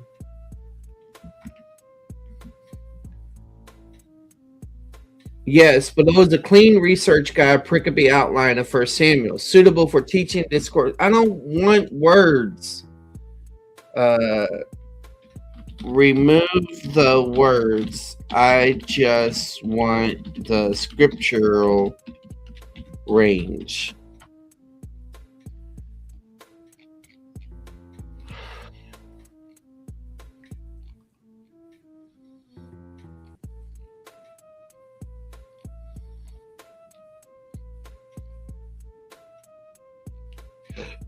Come on, man. This thing is just spitting out words.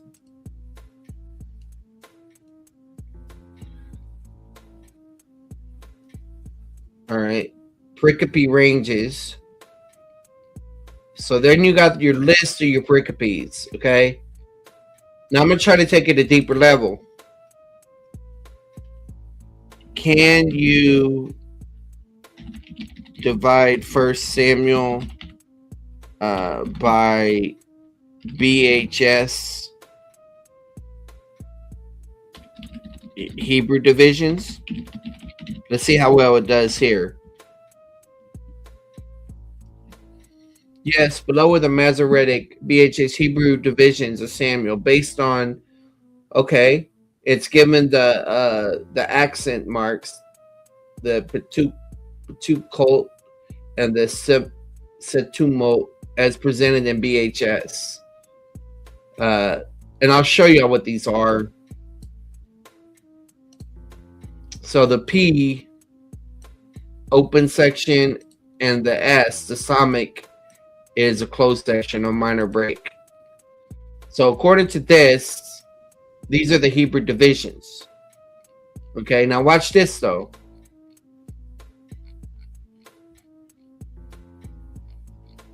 Create a chart comparing the pericope divisions to the BHS divisions.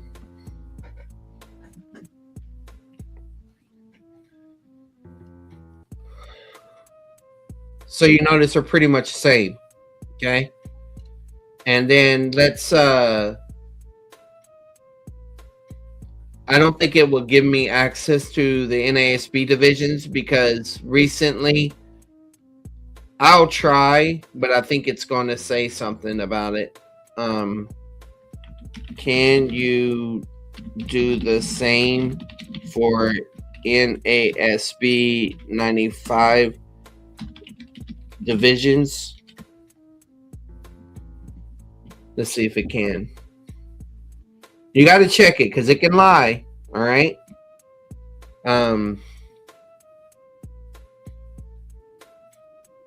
It's making it sound like they're the exact same thing. I'll show you the old-fashioned way I used to do it before I had the pericope list. When I was just studying English Bible, is I would go to my translation, 1 Samuel 1, and then I would just get the whole translation. I don't need to get it all. I'm just going to show y'all for demonstrating purposes. And so I'm going to pick copy so that it preserves the original divisions and all those verses, right? Yeah, that didn't do very well.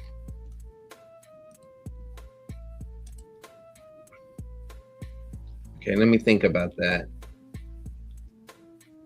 There's another NASB. It's in paragraph divisions.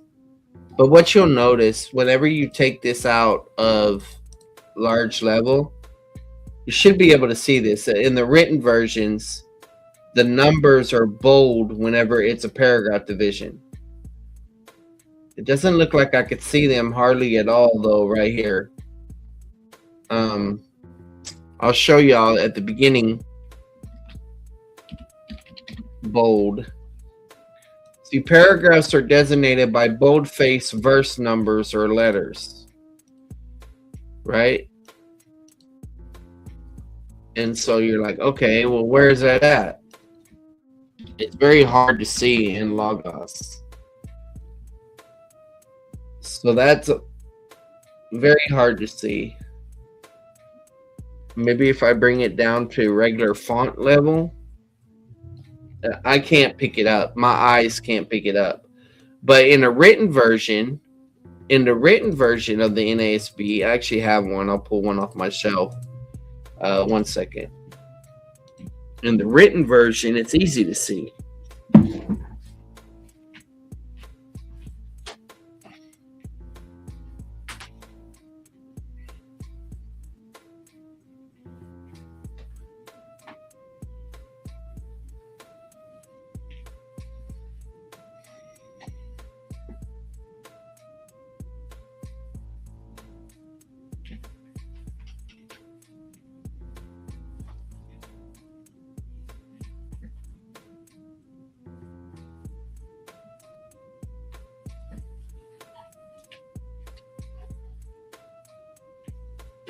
Come on, where are you?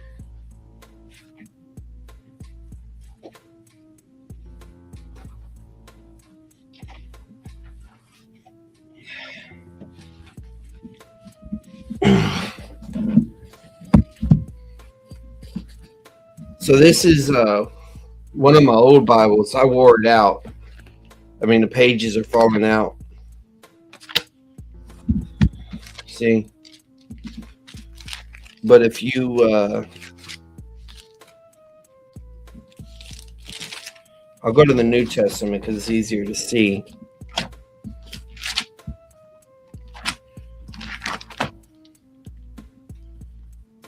No, my eyesight's really bad. These glasses don't fix my reading. Okay. I don't know how I'm going to show this to y'all.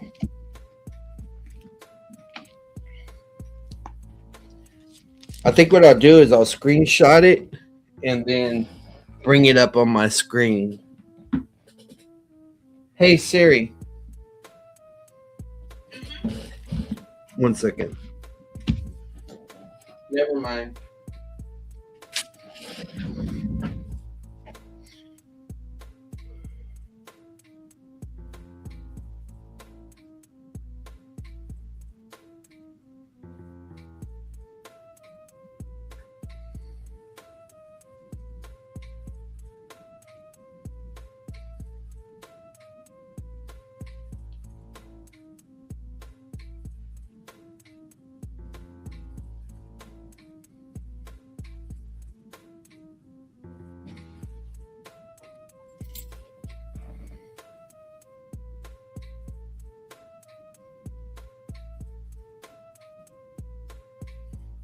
Hold on, Bear.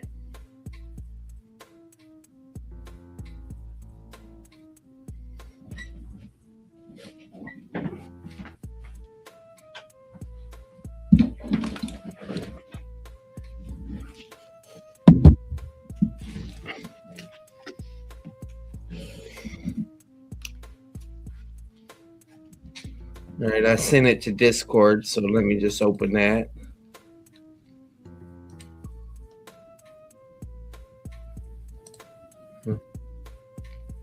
Oh, come on. You're going to tell me Discord is not syncing? Oh, there it goes.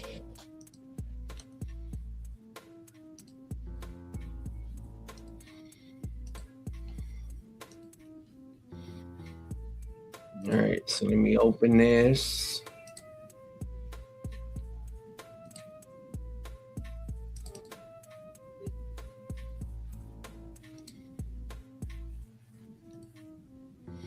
I didn't know you could open it with a snipping tool. That's kind of cool.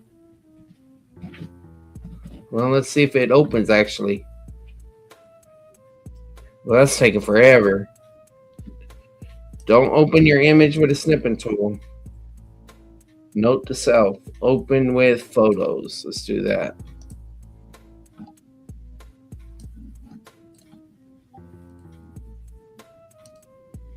All right.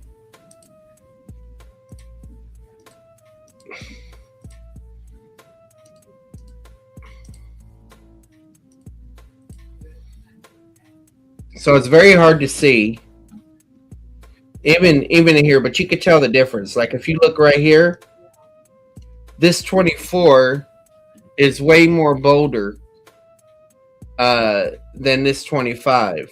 And so that's how the NASB 95 do paragraph divisions. A lot of Bibles do that paragraph division, but it doesn't show up in Logos. And so what Logos has instead is they have, you go to the passage guide, and well, let's go to 1 Samuel.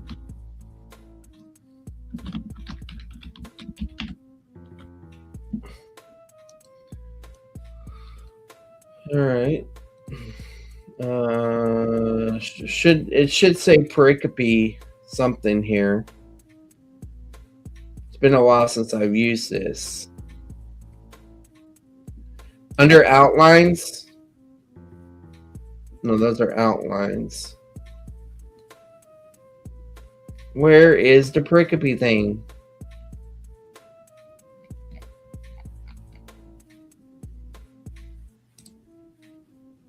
Text comparison. Let me check there. No.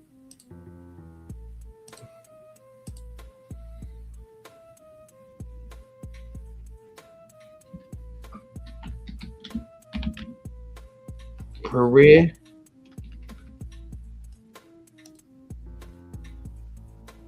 Where do they put the thing? Hold on, guys. I'm gonna find this thing.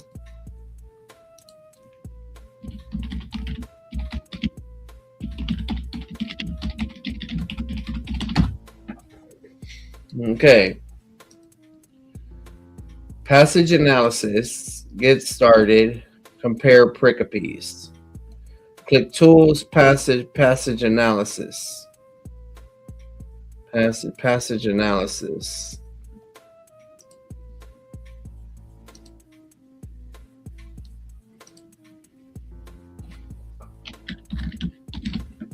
Passage Analysis. There it is. Okay, so what you're seeing here is you have the ESV, Eusebian canons, LEB, NASB, and the Parashat, which is the readings of the Hebrew.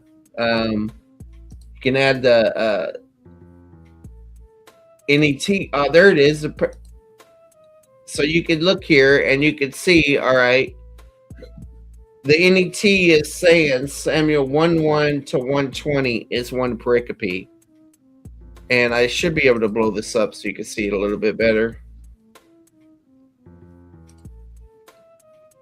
Yeah, so you're able to scroll through, and I'm going the wrong way. 1 Samuel 1, 1:4, 1:7. But let's just say I don't want all those others. Let's just say I want the NASB. We'll turn off all of these. And so now we're looking at the NASB, the Net 1, and the Net 2. So they're viewing 1:1 to 1:18 is one unit. 1:19 to verse 28 as another unit in the NSB. And so you're able, I can bring this out. It's not got to be this high level. Well, maybe I do need to bring it in. I don't know. So you got this tool and it's beneficial. Don't get me wrong, but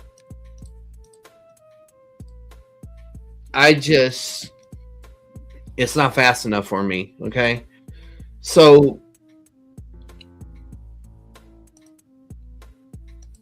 there needs to be an alternative, and I think that alternative is ChatGPT. But I'll show y'all how to do it in the Hebrew if you have. Well, if you already know about Hebrew, you know how it's done. But all right, so BHS. We'll go with this one. And I'm rusty on my Hebrew. We'll go to Genesis. Okay. So, and I can't even tell you from memory like which division does what. But you'll notice this little bitty thing right here. Okay. I'll zoom out so you can see it. You have the pay and the summix at the end like this, and they indicate divisions. Okay. Here's another one. That's letting you know that the Masoretics divided things in that way. There's other things that you can go into, the accents that are in there that are used for divisions and issues like that. But okay, I'm looking for the Samic so you can see the Samic.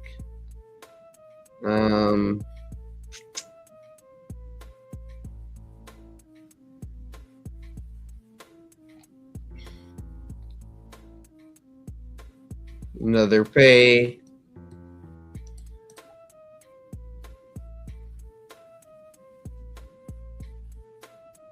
So I mean, if I was doing some Hebrew work, honestly, I would either paste it into a document and find those individual accents. I don't know why I can't find the S right now.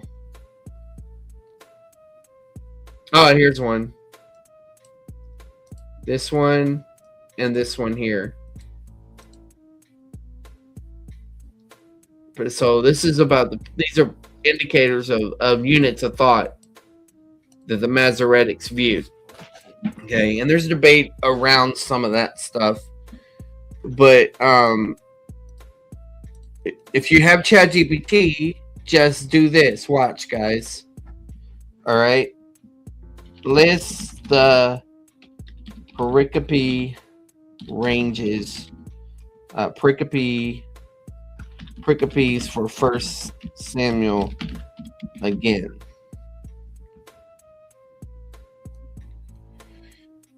All right, so I have those pericopes, and then the next thing I'll do is I can write descriptive summaries. So I'll show you how ChatGPT does it. Write descriptive,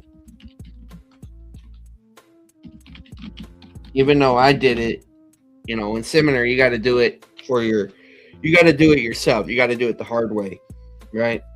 But for those that are not in seminary, I'm just showing y'all some tips that you could do. Or even if you are in seminary, you could do these things, just don't do them when you write your papers. Write descriptive summaries for each pericope. I mean, because I probably have spent at least 20 hours on what I've done with 1 Samuel already. From yesterday, the day before yesterday and the day. So look, it went through and it wrote a sentence pericope.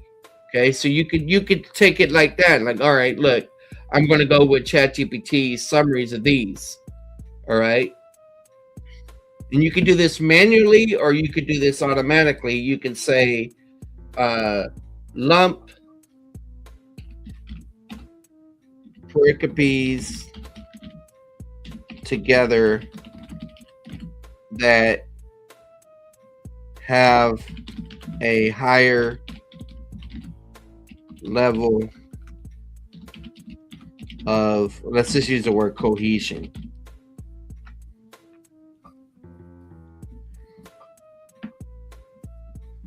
All right, so now it's going up higher. Well, it's doing analysis right now. I didn't want it to do that, but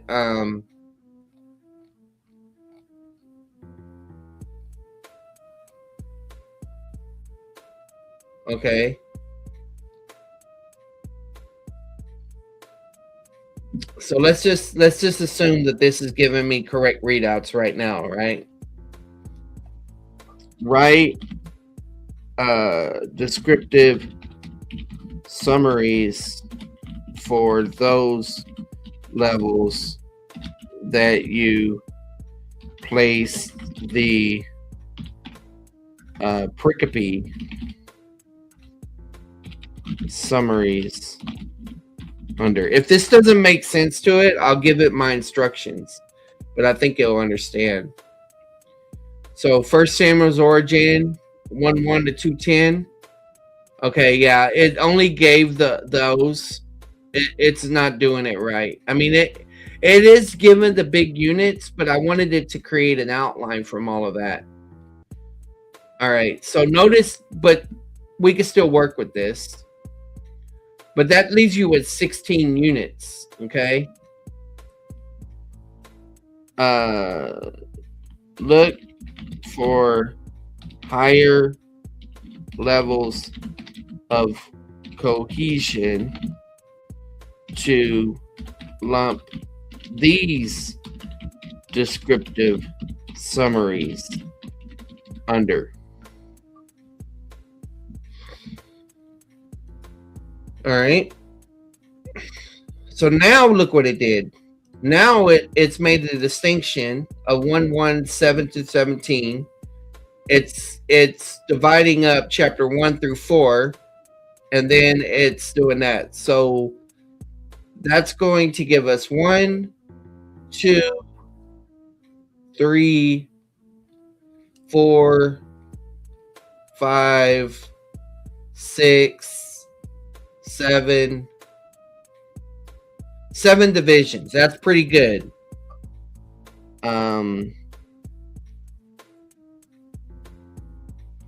Go up one more level of cohesion.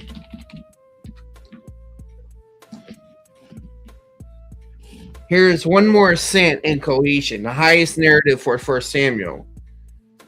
Oh, all right. So it's saying 1 through 12 is one unit. 13 through 31 is another unit. And okay, so it looks like the divisions. Now what I'll say, now rearrange things to create an outline for every level of cohesion. And I gotta tell it, preserve also the pericope summaries.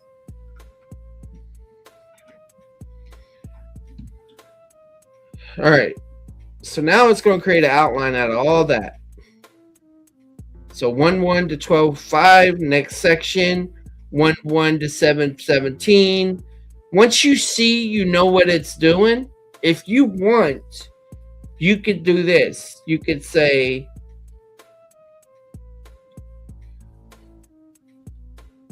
you could tell it to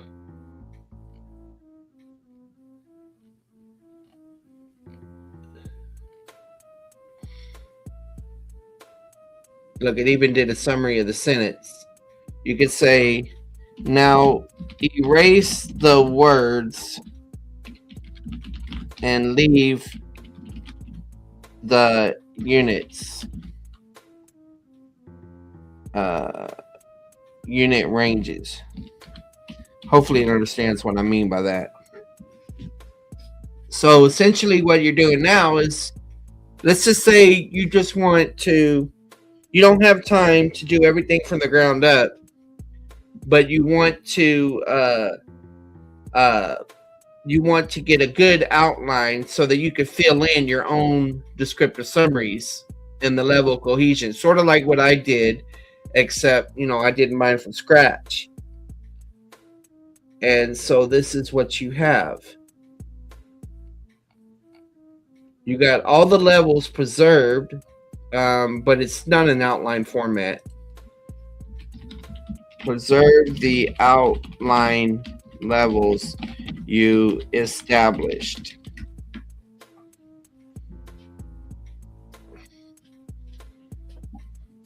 Okay.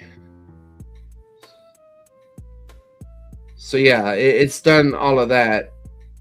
And then you could put that into a document.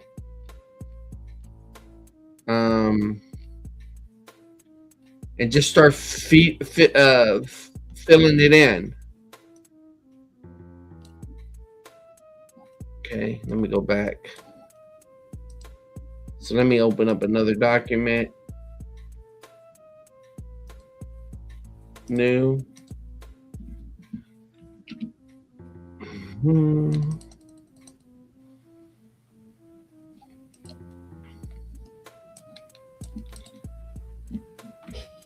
I don't need this. All right, so yeah, it preserved everything, and you could just go through and you could start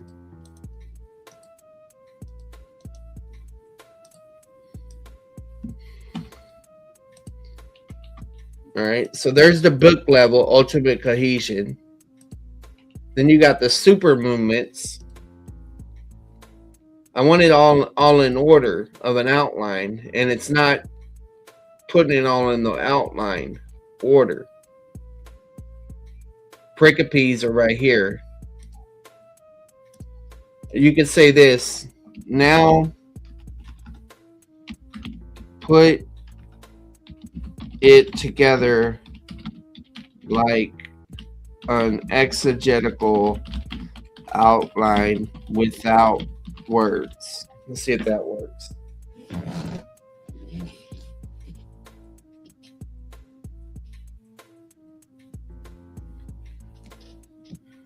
Okay. Yeah, this one looks like it did what I wanted it to do.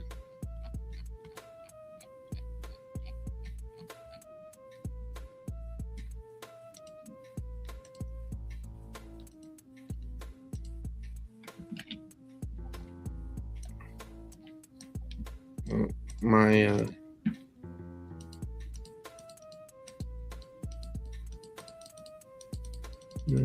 come on.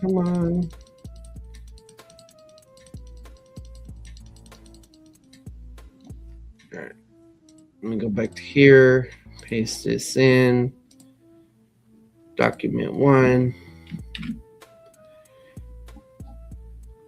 and then you have everything you need, and you can just remember you start at the low level. So like I do is I would color code these. Let's make the lowest level red. Let's say those are apples, okay? More apples. More apples. That's an apple. Apple. These are apples. The other ones that have the bullet point are the apples, if you will. It still came out a little distorted, but not too bad. I mean, I could work with that. More apples. Okay. More apples. So I'm not going to color all the apples, but then you could say, all right, I got my apples. Now I want to have my green leaf. So I got my green leaf here at that level. Green leaves. And you go through and you get all your green leaves.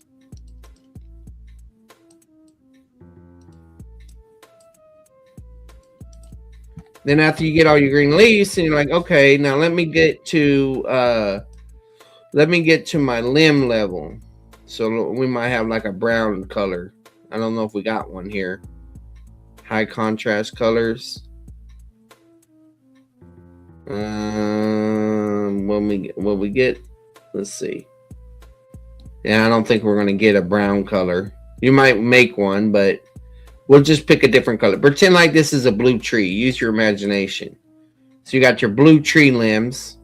Okay. I think that's a blue tree limb. But see, this is 1. This is A. This is 1. These are the subpoints. This is 2. Okay, so 7 is 3. 4. All right, so here's your next tree limb, I think. Yeah. So this would be your next tree limb.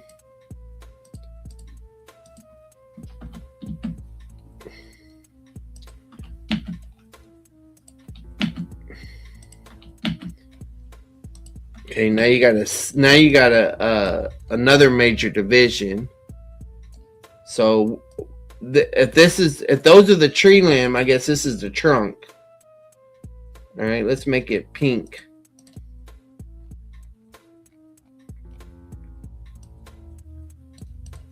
Roman number 2. Anyway, you get the idea. That way, when you're making your descriptive summary of this paragraph right here, all you got to do is you just go in. I'm going to use Logos since I have Logos open. Is you go into your passage. Let's just pretend I'm in Genesis, even though that's not where we're at. And you just paste it in here. And then you summarize. Oh, no, that's the wrong thing. I put it in the wrong document.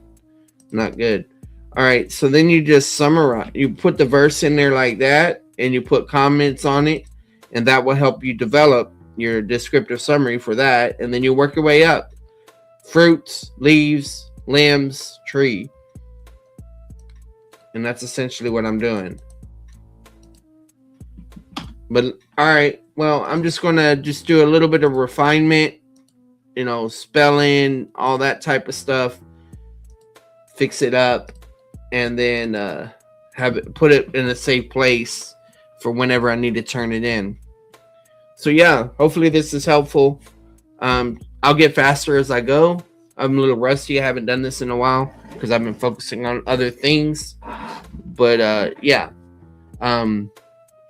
check out more content, old stuff, new stuff. It's all good. God bless.